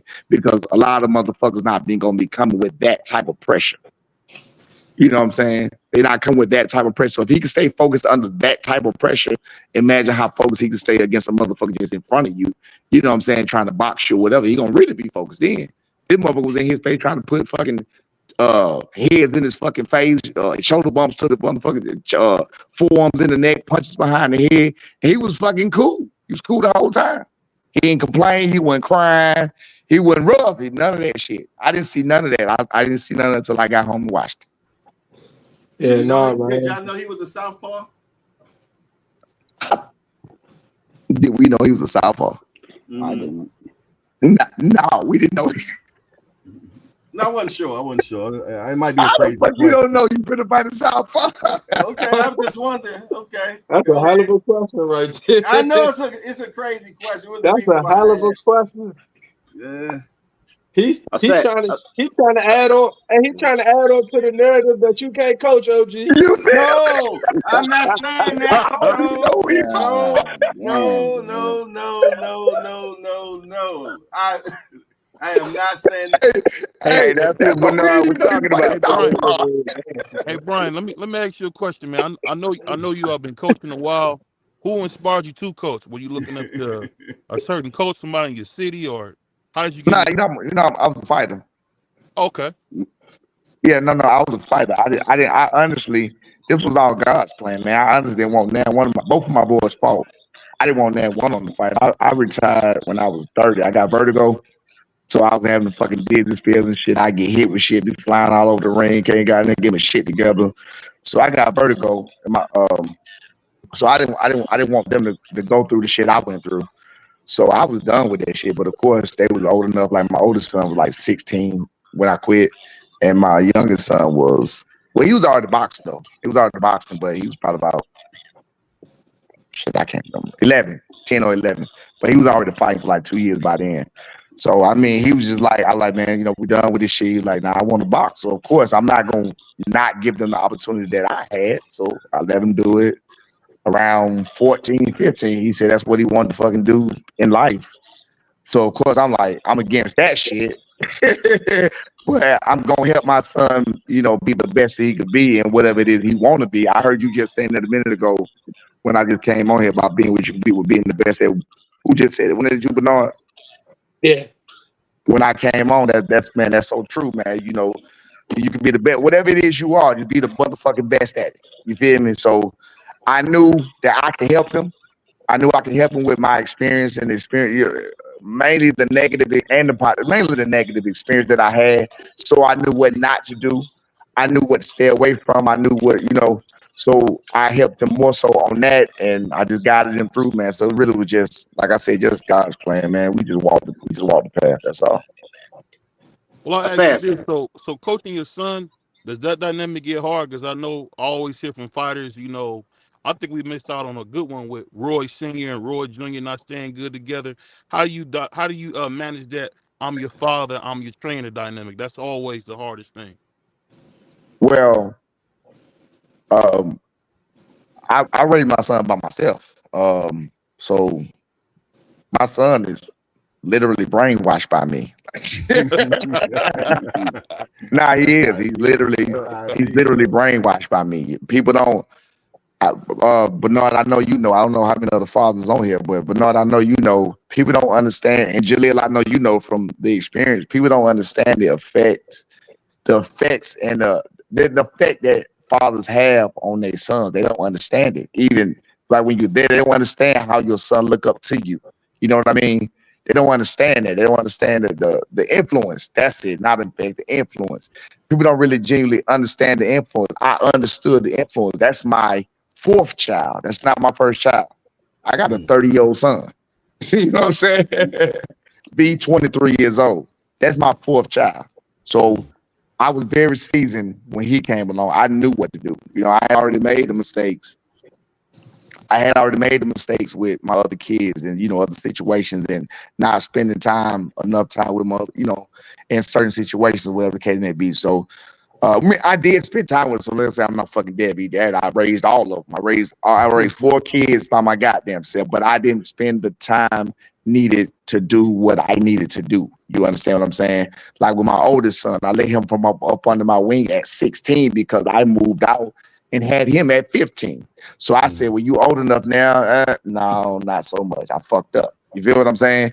With my son, I kept that motherfucker under my wing till last year. He just moved out. He just moved out last year. He kept asking me, begging me, Dad. He was making money and shit. No, motherfucker. Why? He finally had a good fight. I was like, well, all right, man, you mature enough. I talked to him, by keeping holding the road, no babies, none of that shit there. I know he mature. So he finally he wanted to fly. So I let him fly May last year. He just fucking moved out. He been wanting to move out. Like, hell no, you ain't going no motherfucker. So has the phone been ringing like crazy? Man, hell yeah. So yeah, it's been ringing like crazy, which in a way kind of pissed me off sometimes though. You know what I mean? Like it pissed me off, like even with the last fight, I didn't get them kind of calls to fucking tell me this or tell me have motherfuckers say shit to me. You feel what I'm saying? So, but that's a whole nother subject. I ain't worried about that shit. I know who faking, who not. I know who been down with me and who haven't been down with me. So I ain't worried about that. Facts. Assassin. Hey, Brian Norman, yes, I want to congratulate you first of all. This is Coach Eddie from Douglasville Boxing. I hang out with old man Jerry Hill. I've been knowing you. What's going on, brother? Yeah, you've been over at the gym a few times. You're doing some sparring or whatever over there in Douglasville. But I want to congratulate you guys. First of all, y'all shouted out Atlanta. I like that because they always say boys from the South can't fight. That's the first thing they want to say. Oh, we from the South is sweet. And y'all represented real good out there. Y'all look like y'all remind me of Evander Holyfield, that Georgia pit bull, man. So I want to say congratulated. I enjoyed the fight, man. I've been knowing your son was a dog since day one. I remember he had to fight one of my guys. And man, I was like, man, please don't fight this guy. I was begging him to get, man, please don't put him in there with whatever. He wanted to fight it anyway, man. But yeah, your son has came a long way. I'm proud of you, man. I remember watching you fight also. I remember your fighting days, man. So I want to say hats off to you, brother. Congratulations, man. And keep repping. I like your son because he sounds like Roy Jones when he's doing them interviews. He's talking real good. He's saying the right things, man, and he also doing it with that Southern style, man. And I appreciate that, brother. I like that, man. Yes, hey, sir. Let me piggyback on something you said, Coach. Let me piggyback on something you just said, Coach. You still in Douglasville? Yes, sir. So I'm gonna piggyback on something you said just as a tip to you. You know, you seen my son. He was creme de la creme here for a very long time, right? X. Yeah, right on, 100%. He been creme de la creme here since he was 15 years old. He been creme de la creme right here. Motherfuckers scared to farm. I don't give a fuck if they pro. I don't give a fuck who they were. They was scared. They wasn't fucking with it. So here's the advice, just so you know. You gotta get, like they said about the Georgia shit, you gotta get them out. Because again, it did take us, I give props what they do. It did take us to go to Baltimore to one of them fighting cities to see that there was a difference in, levels of what things do. And that helped us like so much more. You feel me? We creme de la creme here. Now we go here, we like, man, what the fuck is happening? You feel what I'm saying? Like, so we know how we working. You feel what I'm saying? We know how we working, but goddamn, we outworking the motherfuckers here, but it's just like that old fish in the bowl shit, the whole fish in the bowl mentality, logic. You know what I'm saying? You can't get bigger than your fucking environment. Right. So you gotta expand your environment. I just want to let you know that outside of your guys that's in there now, you know what I mean? Like when you get the one that rises to the top here, take that motherfucker somewhere. That's why we stayed in Philadelphia. We stayed in Philadelphia when we wanted to sponsor shit. I don't know how the fuck we gonna do this shit now that they calling Boots name and shit. Where the fuck we supposed to go now? Hey, that's so true. Like, what the fuck we supposed to do now? Wow. Hey, Coach Norm, I want to ask you another question, man. So when you got all that criticism, man, I know you're a strong cat, but you're still human, man. How did you navigate that when people say, man, he don't know what the fuck he doing, blah, blah, blah? How did you navigate that criticism like that? Man, personally in life, man, I'm a winner, bro. I'm a high school dropout, raised 4 kids. I'm very successful. Like, man, I'm a winner. I'm a winner, period. So with me being a winner, I've never had motherfuckers on my side. I've always been alone. Again, I just told you I raised 4 kids of fucking alone. You feel what I'm saying? So it takes a lot of strength to do that by itself while working a full-time job at AT&T at the time and while boxing.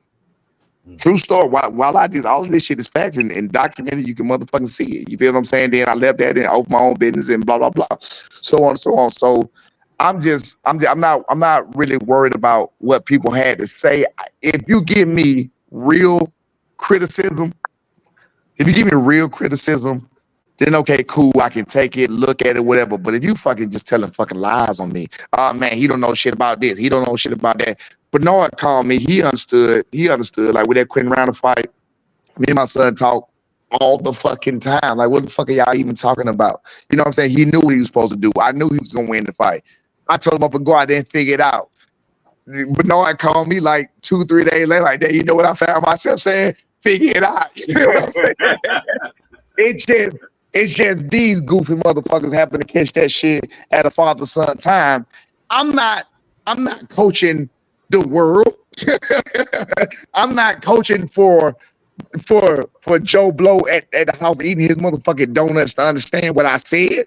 I'm coaching for my fucking others. I'm coaching for my son. I'm coaching for him to feel it in his spirit. You feel me? Yeah. Matter of fact, Coach B, Bernard. Yeah. You see my son fight different styles in your gym, right? Yeah. Yeah. You remember me calling for different styles in your gym? Yes, indeed. That's what I'm talking about when I told him to figure it out. That I know you know, but I'm just giving an example just of what it was. But these people, you know what I'm saying? These people, oh, he told him to. That means that if we win, then we did good. If you win, then it's your fault. Man, get the fuck out of here. But what are you talking about? It was just all bad, man. It was just all bad. But that was Tim Bradley shit, man. I blame him. I blame Tim is the reason that the whole fucking box world, before they even truly knew me or knew anything about me, is the reason they fucking said I couldn't coach. And it just was crazy as hell that I looked through every comment. Bernard told me, he was like, man, fuck these. Nah, fuck. I like to put it in the motherfucker face. I want you tell me something I can't do, I'ma go do it. I'ma go look under the rocks. I'ma go look around the corner. I'ma find you. You see this right here? You see what I got right here? I'm gonna show you I fucking did what you told me I couldn't do. You feel what I'm saying? I'm gonna put it in your motherfucking face. That's what I'm gonna do. You know the good thing about that though, you know how they say it's no such thing as bad publicity? What it did do is put more eyes on you for people to make their own decision about you. You know what I mean? So that's the good thing, is that now more people know who you are. You know what I'm saying? And they can watch you and make their own decisions of what they think about you. And to you, you don't give a fuck, because you're going to do what you're supposed to do and best for your son. And that's the bottom line. You know what I'm saying? That's one thing I've learned about life, man, is stop giving a fuck about what people think about you. Because if you do, it'll drive yourself goddamn crazy. Man. You will. True indeed. I don't give. It's not me about me giving the fuck about what people think about me, but I don't like people spreading lies. It's not about what you think. It's not about what you think. But at least think that shit about the truth. You know what I'm saying? At least think that shit about the truth. Don't just go saying I'm this and I'm like, either don't say nothing about me at all, or don't go out there spread lies and shit about me. Don't go out there spreading bullshit. Cause I'm gonna prove that you some bullshit. That's, you know what I'm saying? That's just where I'm at with that. Respect. I think the thing that happens too with fans and commentators, when we see your son, you see like what he could be, but you seen it first. So I guess now sometimes when you see what he could be, you be like, hold on, we don't want to hold him back. We don't want him to hold him back. And I think sometimes you get that unfair criticism because people really do want to see your son be that guy, because he looked like he could be special.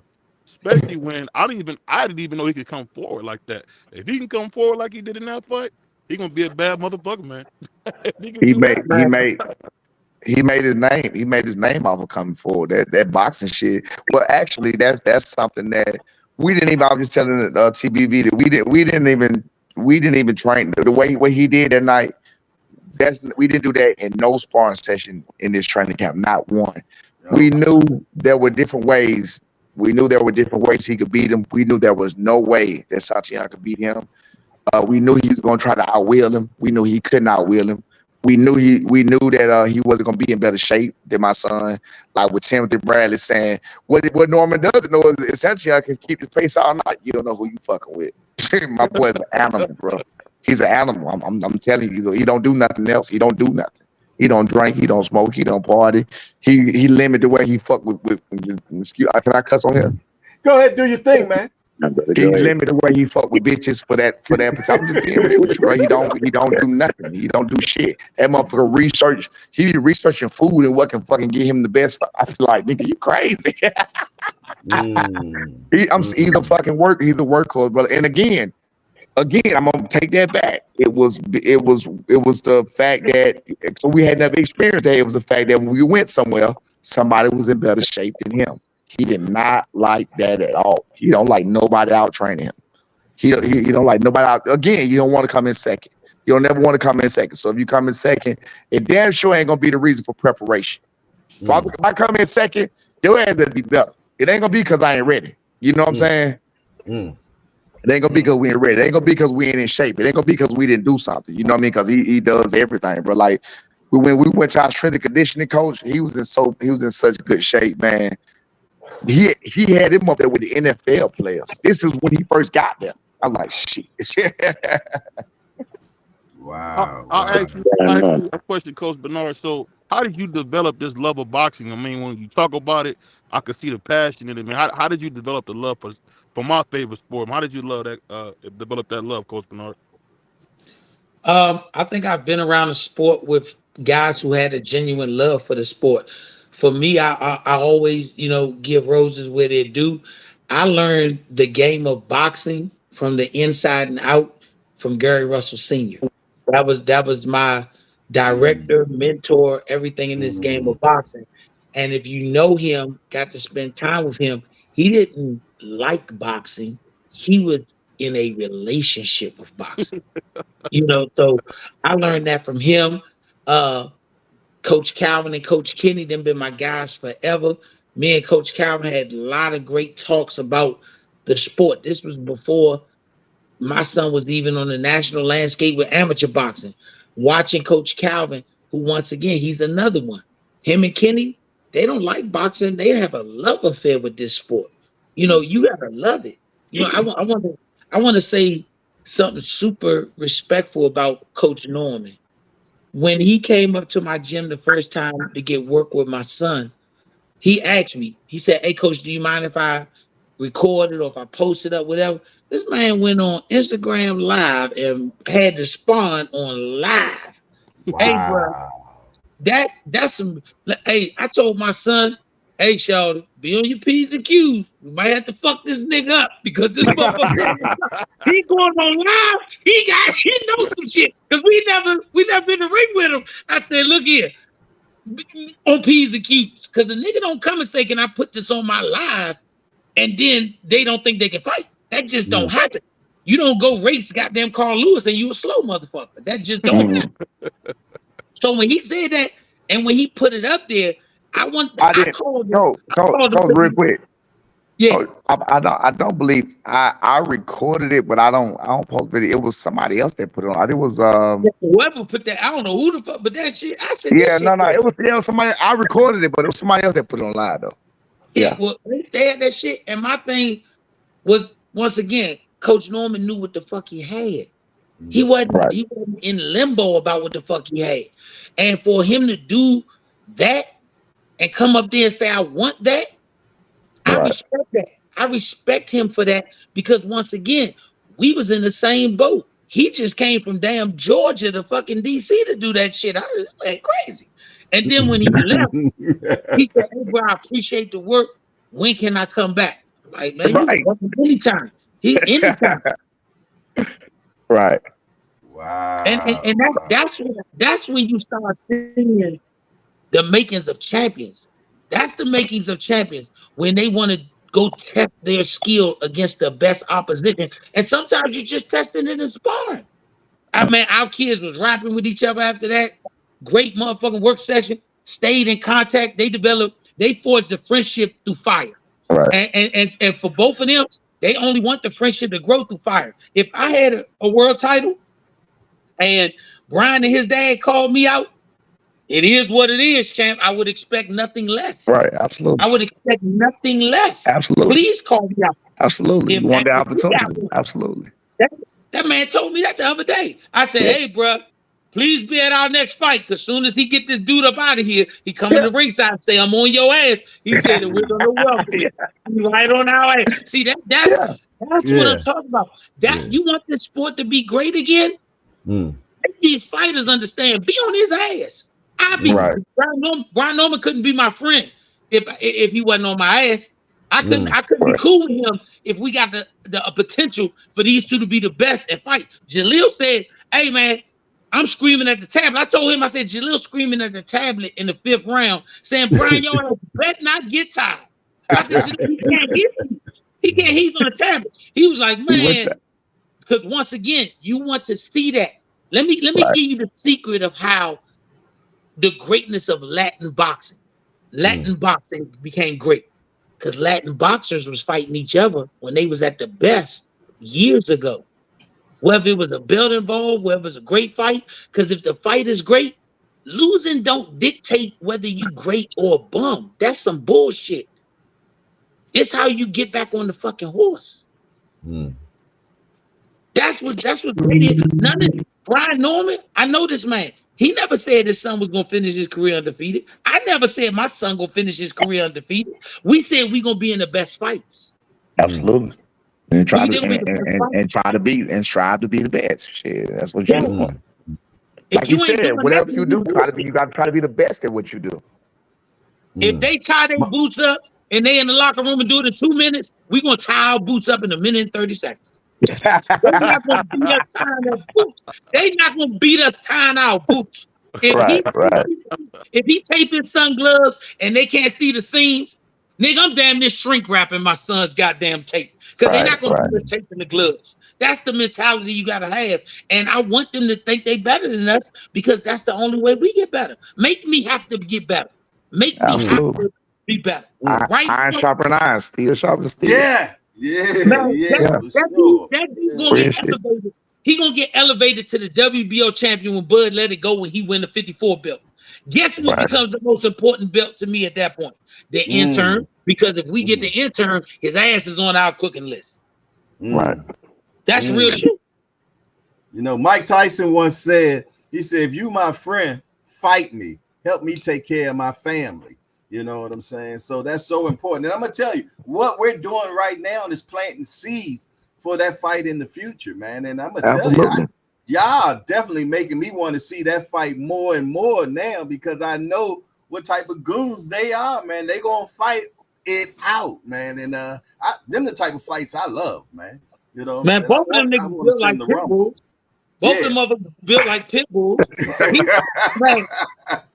Man, Brian Norman, he senior said something that made so much sense that people don't understand it, and they used to give me grief for it. We got lucky to be able to have so much control of our sons. We got to brainwash them. My son wouldn't go pee. He could be in the gym and say, "Can I go pee?" No. And he'll keep on trying that. You gonna stop him from going to pee? Is he peeing on himself? No, he ain't had to pee. You got to have that. I got to show them out. And in God's will, we gonna fight. And if they bring their best to the table, you fuck around and see a trilogy. Right.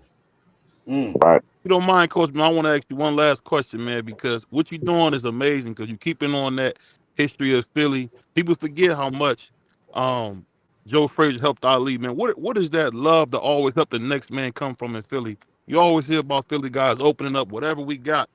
Whatever you need, I always hear that whether it's you, Coach Bozy. Where does that come from? You always want to help the next man. I tell you where it come from. Niggas in Philly scuffle just like niggas in DC. Niggas in DC scuffle just like niggas in New York. Niggas in New York scuffle just like niggas in Georgia. Niggas in Georgia scuffle just like niggas in New Mexico. At the end of the day, it ain't but two levels of people in this planet. The haves and the have-nots. Ain't black, white, none of that stuff.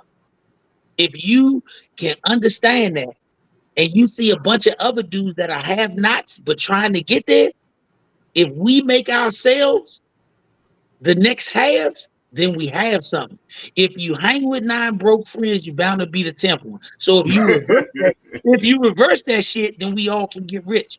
My aim is to be able to sit down when I'm in my 60s and say, Brian Norman, we made our sons millionaires. When they fight each other and they take home $1 million, I can speak for me. I can't speak for him. That'd be the first time my son took home $1 million. That'd be the first time. So guess what? I can go across that ring and shake that man's hand and say, number 1, congratulations. Number 2, let's do it again. And number 3, I'll see you in this ring one more time. Congratulations wasn't because I lost or he lost. It's because we made 2 young black men more than just statistics. And what's crazy? What's so crazy on this? What's so crazy about about a fight situation is it ain't so big because they fucking sparring. They ain't playing with each other when they sparring. They might well get paid a lot of money for it. Like what the fuck? You might get paid a lot of money. Ain't no bad blood like shit. You know what I'm saying? When you go in the ring, you ain't in there. If you knock that motherfucker out in the ring, you knocked him out, he gonna get up, y'all gonna be just fine because you did exactly what the fuck you were supposed to do. So why not knock that motherfucker out or beat him, whatever you gotta do, and get paid $1 million for it? You know what I'm saying? So it really ain't no big deal. Yeah, it ain't. These ain't games, this is sport. Right. Ain't no big deal. Because Coach Cunningham used to say all the time, used to God rest his soul, used to say, cash and checks, having sex. That's what we do. That's what we do in the boxing game. Right. Facts. Yo, you finally talking cash facts up in this piece. Norman Senior, Brian. Yes, sir. I watched the interview that your son did. Explain to me where he got this gift of gab from, because he's real quick on his feet.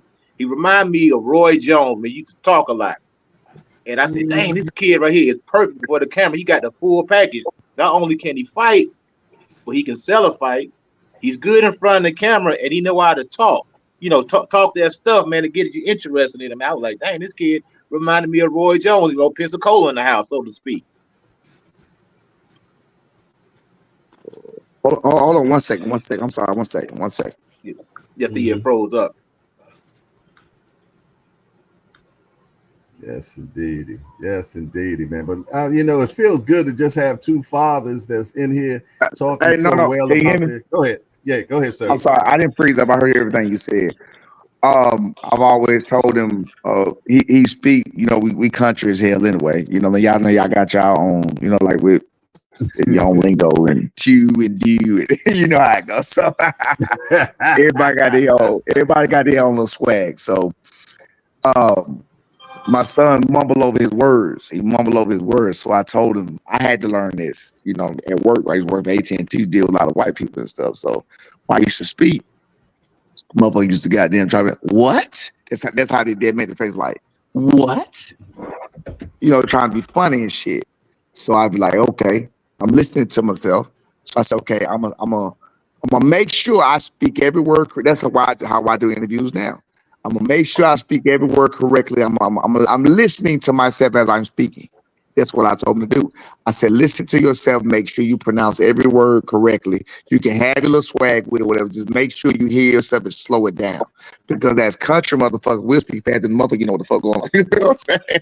I understood everything. I understood everything you just said, brother. All right, I'm gonna give you an example. This is what I did. So I'm on the towing service, right? So I'm out there with a guy and his truck was stuck. White dude. So I say, hey, this just me on free motion.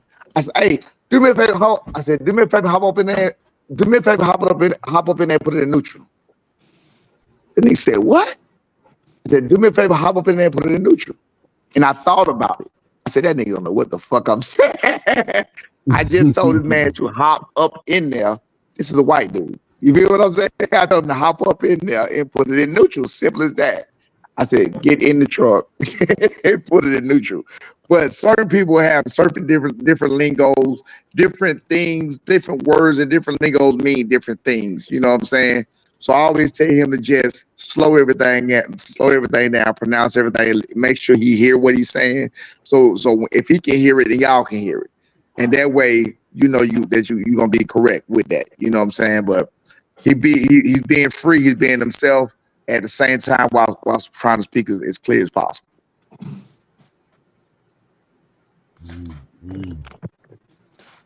Any more questions for the fathers?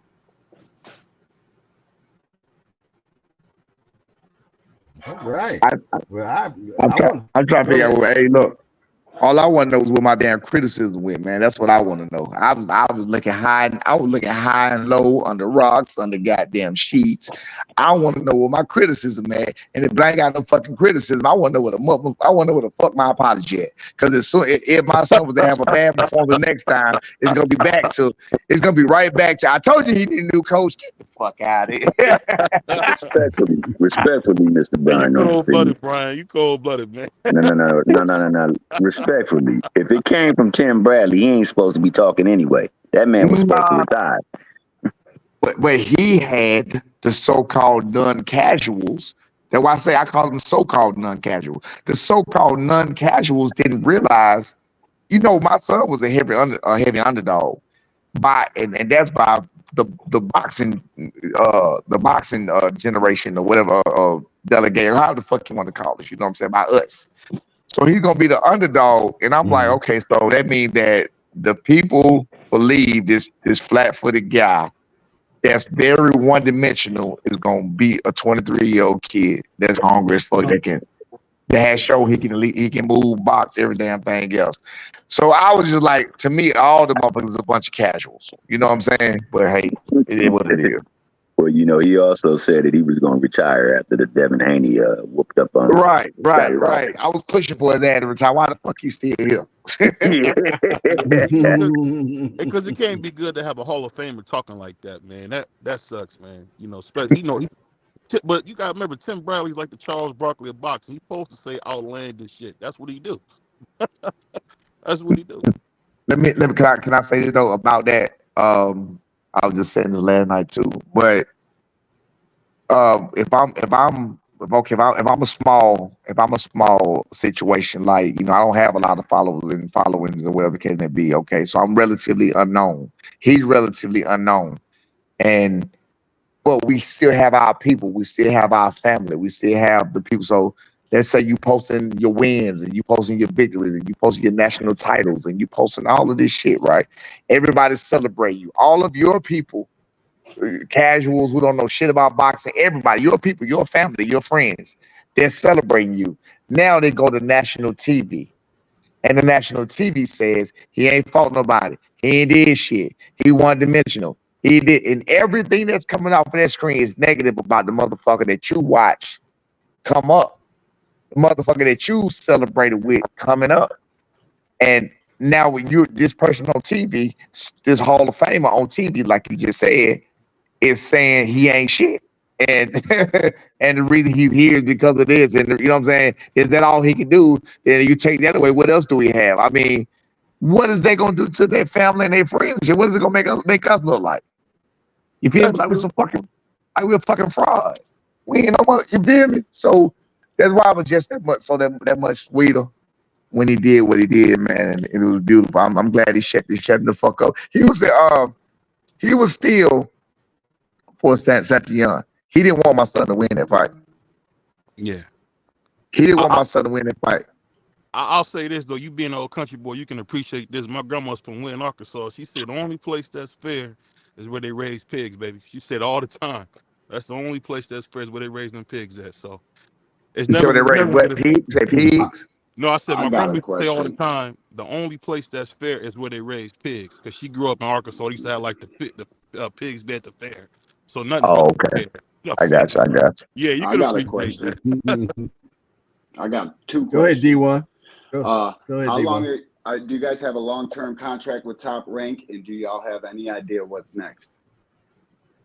Actually, I don't know how the fuck we're gonna do this, man. It's you know, he's literally a world fucking champion now. So, but he was on his contract was like on a prospect or contender type level shit. Like he had 5 fights.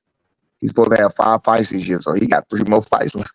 He got 3 more fights supposedly for this year, but you don't hear about world titles fighting no fucking 5 fights in a fucking year, especially not 3 more times from June to, you know, December. So anyway, to answer the question, we made it a 3-year deal, and I'm so happy we did. They tried to make it a 5. We made it a 3. We made it a 3-year deal. We did 1. This is the 2nd year. And the next year. So it was 4 fight. It might have been 4 fight, or 4 fight, 3 fight. Last year he only got 3 fights. So that means they had to roll the 4th one over to this year. That's how we got 5 fights for this year. He already fought 2 of them last night. The other night was the 2nd fight. So like I said, he got contractually, he got 3 more fights and so on and so on. But either way it go though, things are looking pretty fucking up from here. And we're in position, you know, and I know they got can y'all hear me? Yeah. Yeah, it's a little choppy. It's a little choppy though. Okay, now we got nothing. I'm happy for his situation, what he's got going on. For sure. You know I love seeing stuff like that, man. I love seeing the underdog win, man, because I'm an underdog type of guy, man. So I've been an underdog my whole life. So when I see that happen, that's what's up, man. Yeah. Mr. Norman, Mr. Norman, are you back? You might have to go out, and then come back in. Sometime his phone somebody might have tried to call him on his phone. Who you about to say, D1? I thought he had a better chance to lose that fight than win. I got to keep it a buck, and I'm proud of what he did. Came through, big time shit right there. Makes you a better fighter. Y'all hear me now? Yeah. Yes, sir. You Yes, hear me now? sir. What was Yes, that? sir. I lost that. I had to answer the call. I lost that question. What was that question again? One more time. No, it was no question. I was talking about top rank, right? Yeah. I was saying that, no, we at the point we definitely going to be asking. I'm asking for names. We're not like, this is the generation that I can appreciate. Like, it came right behind it.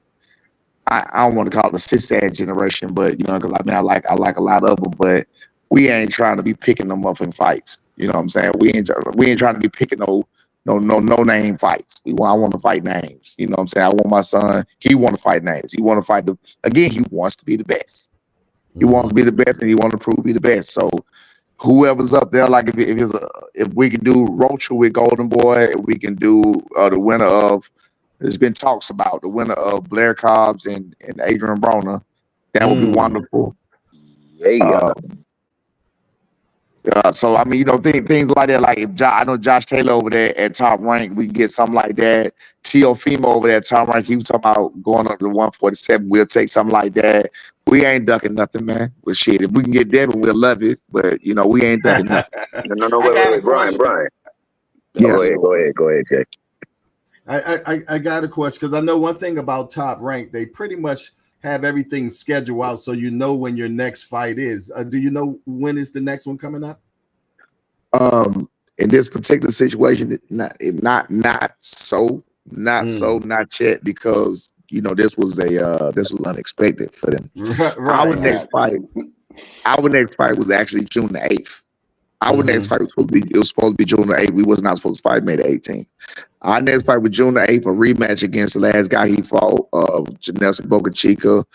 This guy, Santillan, fight fell out, and they just gave us the offer. Now, I don't know if y'all know the deal or know the history of people saying they were serving them up and they was this and they was that, trying to get rid of them.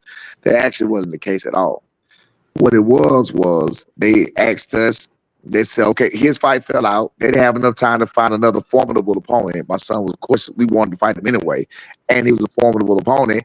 They was like, okay, they'll take it. They would take the fight when they offered it to him. So shit, they just really wanted to make a fight. They needed to make the fight because he, like you just said, he had a date already set, and his date was May the 18th. So when his shit fell out, we already had something locked in for June the 8th. When his shit fell out, that was more important to them. They was like, hey, you want to take this? So he was like, hey, yeah. So then they went to his manager and they was like, listen, if he's not ready, don't take the fight. If you got any doubts, don't take the fight. So they definitely was not serving him up. People don't understand how this shit go. You have the ability to fucking turn the shit down. This shit not anybody making you take nothing. Nobody's making you take a fight. You know what I'm saying? They offer you a fight. You know what I mean? So that's what it was. Anybody see people, the box community that they're so-called, that be killing me. They call everybody else casuals when you a fucking casual. You don't even know what the fuck going on. You know what I'm saying? But these people are not making people take fights. You know what I'm saying? They just, hey, this is what it is. They don't just say, hey, you got to fight him. Well, at least not what we had. I ain't had to do that yet. They give us names. We pick the best out of those names, and that's who the fuck we fight. It's been that way since we've been at Top Rank. So my bad, to answer your question about the next fight, this was unscripted. This whole fight was out of whack. It was kind of scripted for us. You feel me? And him being the world champion is going to change things. I don't believe he's going to fight 3 more times this year as a world champion. I think he'll probably fight 2 more max. So they got to figure out what it's going to be, and we're going to get something together. But we're going to talk about it. Nice. Well, I was Thomas Hill, you were about to ask a question. Go ahead, Thomas Hill. I was going to ask the question because you said Teofimo. Isn't it true that they offered Teofimo your son to fight and he turned it down already? Who turned it down? Yeah, Teofimo. Teofimo turned it down, or we turned it down? I heard that he was offered Steve Claggett. Well, he went with Claggett, but he was offered your son. He was offered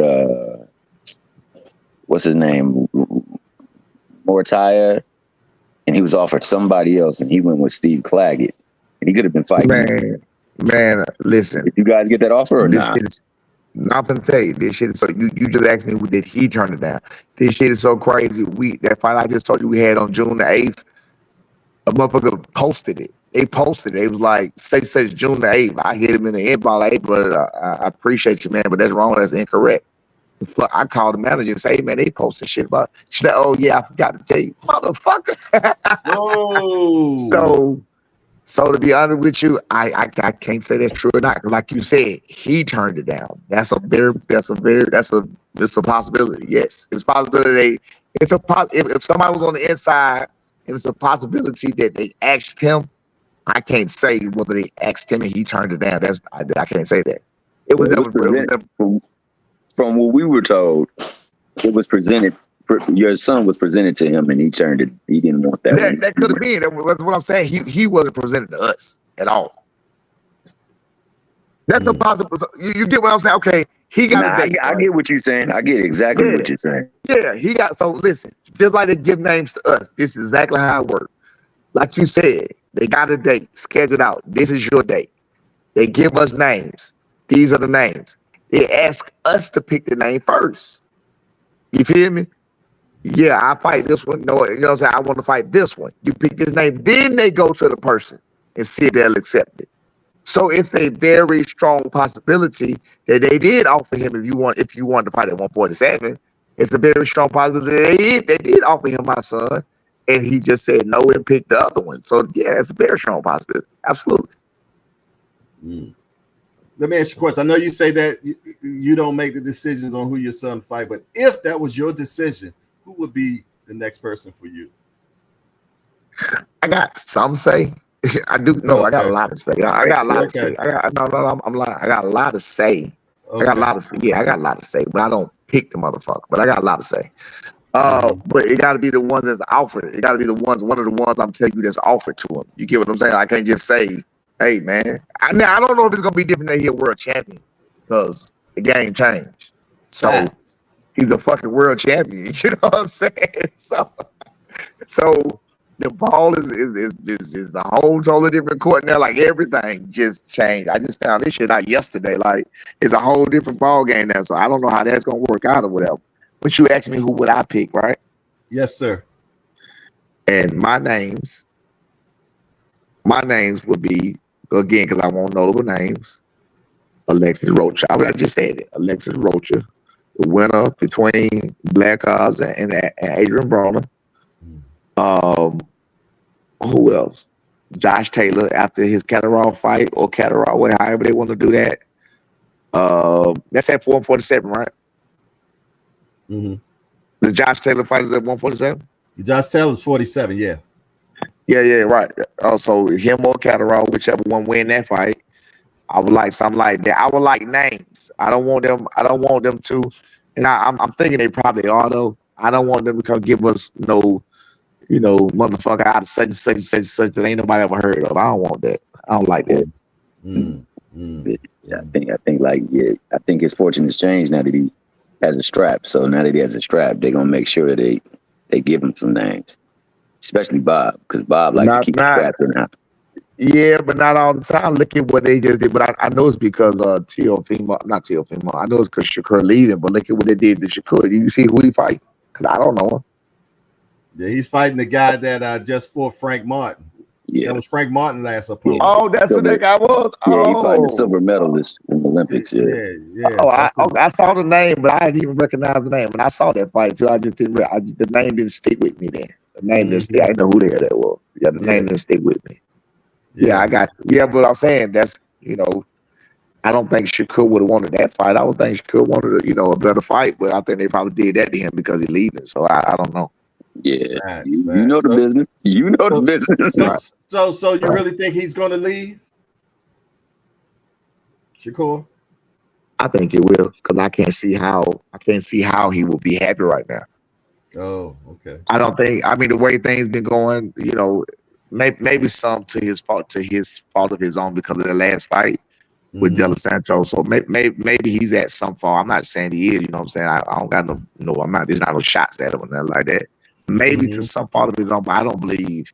It don't look like because he was up. He was up before that fight, and now he just ain't. He ain't so up lately. And I would, if it was me, I would definitely probably make some type of change, and the promotion would probably be it. You know what I'm saying? So he probably not happy. He probably not happy where he at. So I think he'll probably leave. That's just from a Right. personal standpoint. I don't know him or know nothing about the business, but from a personal standpoint, I'll probably leave just for the change. Like, you want something to change, you got to change it, right? That is correct. Correct. Yeah. Hey, speaking of that upcoming fight coming up, Gervonta Tank Davis versus Frank. Damn, mind going crazy. Frank Martin. Right. What do you think about that fight, man? It should be a good fight. I'm just gonna leave it at that. No, I can't get no more than that. Nah, it's gonna be a good fight. Okay. All right. Okay. Should be a good fight. No prediction. It should be a good fight. That's all. That's it. It should be a good fight. It should be. It's definitely. It's definitely. I mean. Okay. Fuck it. I talk. Yeah. I'm not talking because I know. I don't know. I don't know who all on here. But I say this. I say this. I say this. I say this. I say this. I say this. It should be. It should be a good fight. Now listen. If y'all don't want to admit it, it is what it is. Just like I was telling you, man. They feed the man flat-footed fighters. Tank. They feed them flat-footed fighters. They do this shit on purpose. Frank Martin is not such a flat-footed fighter. He can box. He can box a little bit. He got some abilities, or whatever the case may be. So it's definitely going to be a test for him. It's definitely going to be a step in the. I'm happy with the fight. It's definitely going to be a step in the right direction for him. I'm glad that he at least finally believe in himself again. Whatever. Anyway, I'm glad he's finally believing in himself to take these type of fights. You know what I mean? Because I don't think that the other fights that he truly believed in himself. Because who the fuck has Hector Garcia? He picked Ryan, the weakest link, and Ryan ain't never had the belt in nothing, but it made him a lot of money and it made him a bigger star. So that could be a business decision, and that's a great one. Shit, I wish I could make that decision.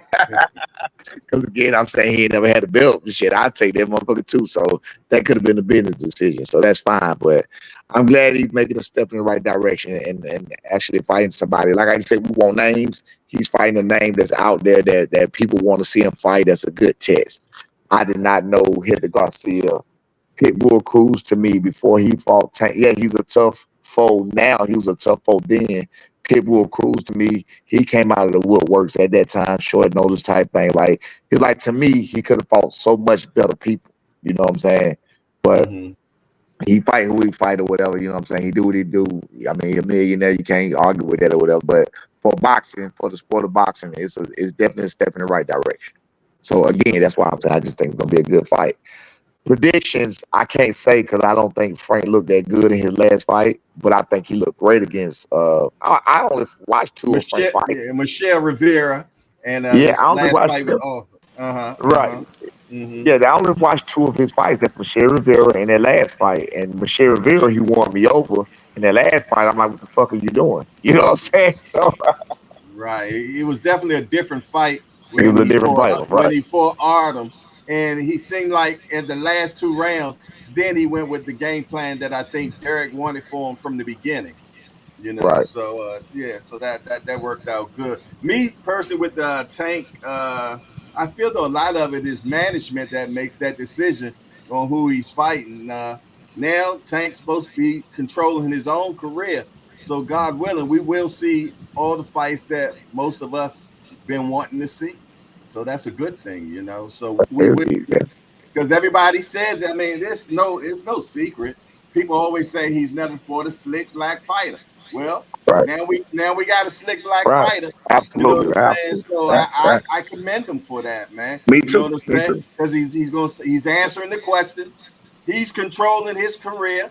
He's making he the head honcho now. Right. So we're going to see everything that we need to see from now on. I believe they said that he's got a 7-fight deal. You know what I'm saying? And that's a lot of fights. That's a lot of fights. That's a lot of fights. Remember they gave Mayweather that 6-fight deal with Showtime. Yeah, that's a lot of fights. Yeah, it is. He got to fight. He got to fight some people between them 7 fights. That's a lot of goddamn fights. Yeah, and I'm looking forward to it, man. I think the fans win on this. Absolutely. Yeah, Hell the yeah. fans win. Fans win. Your son been in there, I heard, with Tank before. I'm not Yes, asking sir. about what happened or none of that type shit, but I heard that he's been in the ring, you know what I'm saying? I've heard rumors and all good stuff like that. So, so y'all. Three times, three different times. He was 16 years old. And then 2 times when he was 21 years old. One time he went, February, matter of fact, the date was February the 1st, 2021. And then he said he called back the next day, said he wanted some get back. Then he came back February the 3rd, 2021. And then about 3 days later, because he got out the ring with no explanation, that was put out there about he broke his hand. And everybody went crazy about it, broken his hand. And he came back and said, I didn't break my hand, and put an x-ray there. Hey, man, who the fuck am I to say? Okay. All right. Well, listen here, man. I really appreciate you coming on here, bro. Definitely. I thank you for coming on here, man. Congratulations on your son's win.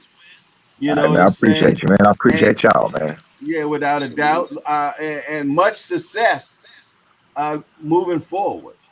Moving Right. forward, man. We definitely want to be watching him. We'd love to get him on here. You know what I'm saying? Okay, And that's a bit. and we want to make that fight. And I believe that these fights get made when they're talked about it. So that Jaleel and your son fight, Right. man, we got to plant those seeds to make those type of things Absolutely. happen. You know what I'm saying? Absolutely. Bernard's Absolutely. a good friend of mine. Right. Yeah, so I'm pretty much sure he probably gave you a call or something. So, Yeah. it's good to get you on here, man. I appreciate you whatsoever, for sure. Hey, you say, yeah, he was matchroom. They know how to do it. You just say it, call it out in the ring, say WBO, call all the champions out. Shit, yeah, it's all good. Yeah, That's we right. take it in stride. We take it in stride. Yeah, we just, put that shit out there, make it fester, make the rumors going, get the people talking about it, getting arguing about it. Oh man, get them doing whatever the fuck they want to do, and that's more fame for everybody else, and that's more fortune when the time comes for everybody else. You feel me? So yeah, absolutely with it. Well, they say it ain't no fun unless the homies get some. You know what I mean? I come from that Absolutely, model, Jack. You absolutely, know what I'm saying? So I'm definitely absolutely. looking forward to it, man. Without a doubt, man. Anybody else wanted to say something to Brother Norman before he leave? Just Keep your head congratulations, down man. doing your Excellent thing, job in dog. that ring. Thank you, man. I appreciate it, man. I appreciate it. I just wanted to show the world, man. That's all. Congratulations to Brian Norman and his dad, man. Hell of a job, man. Jay Hey, man. Good Hardcore, luck. Good luck to y'all, hell, man. I appreciate you. hell of Peace, a bro. show today, Jay. Hey, you brought that heat Hell of a today. You show. got a lot of work. You got a lot of work to do too. You got a lot of work because you're gonna be working cutting up them clips. You got a hell of a show on your hands Yeah, today, because boy. they're going to cut them up for you if you don't. Yeah. A Hey, man. lot of sound bites. Shout out to all the black fathers still raising their. Shout out to Hey, all the black fathers raising their kids like they're supposed to, man. Like they see with the black men all involved. I yeah. personally don't know no black men that's not involved in their kids' life because I don't fuck with black men like that. So I don't even know what the fuck the narrative be coming from, to be honest with you. Same here. I got 7. I got Right. 7. Yeah, I got 7. I took care of all of mine, Jack. You know Right. what I'm I got saying? 5. I like what Father I don't know. support. I don't know that narrative. That's all I I know. don't, Shit. I don't want no nigga around me who don't take care of his kids. 'Cause you You don't give a feel fuck me? about your kids. You don't give a fuck about me. You'll fuck me over in the That's long what I'm run too. saying. That's what I be trying to figure out where the fuck this shit be coming from. Like, what are y'all talking about? Who the fuck? Who are these guys? I know if you can fuck over somebody you brought in this world that you created, I know you'll fuck me over with a blink of an eye. Absolutely. I understand, man. So I appreciate y'all putting out the positivity for that, man. But no, man, respect, love. Call us out. Jaleel, respect, love. Call us out, man. Do what you gotta do. Let's get it done, man. Let's goddamn raise it up. You feel what I'm saying? And Yeah. let it fest in the air and shit. We'll make it happen, man. All right. Well, the name of it. That'll be a And fucking bomb burning right there, boy. yeah. Absolutely, Sure. absolutely, Better absolutely. not go to the bathroom or blink your Hey, eyes. look. Hey, Bernard. But Bernard ain't in here right now. Yeah, he not in here. Oh, there he left. Oh, okay. Jaleel in there? Nah, he left too. He left. He Oh, the okay. last soldier, man. All right. But man, hey, we call this Hardcore's Hangout, man. And we just love talking about boxing every damn day, man. You know what I mean? So Okay. we appreciate you, man, for sure. You know what I mean? And you gave us a lot of information, man, and we appreciate you. And let me first say, I truly believe that you are a good trainer, my brother. Okay, I so appreciate that, dog. all right, Thanks. Me so Thanks. too. don't Thanks. yeah, so no, don't think no. I ain't with the narrative that you cannot get your son to the level where he at, not knowing what the Right. hell you're doing. Right. Simple as that. I You know what I'm appreciate that, saying? boss. Thank you, man. Yeah, Thank you. you know what I'm That's a saying. fact. So I'm gonna keep that real with you. You know what I'm saying. But I tell you what, I'll hit you up on DM, man. So that Okay. way we'll have each other. So once in a while, if you got some news, you want to drop it and get it on out there, man. We'll be able to Okay. do that for you because we're about building. We're about building fighters, man.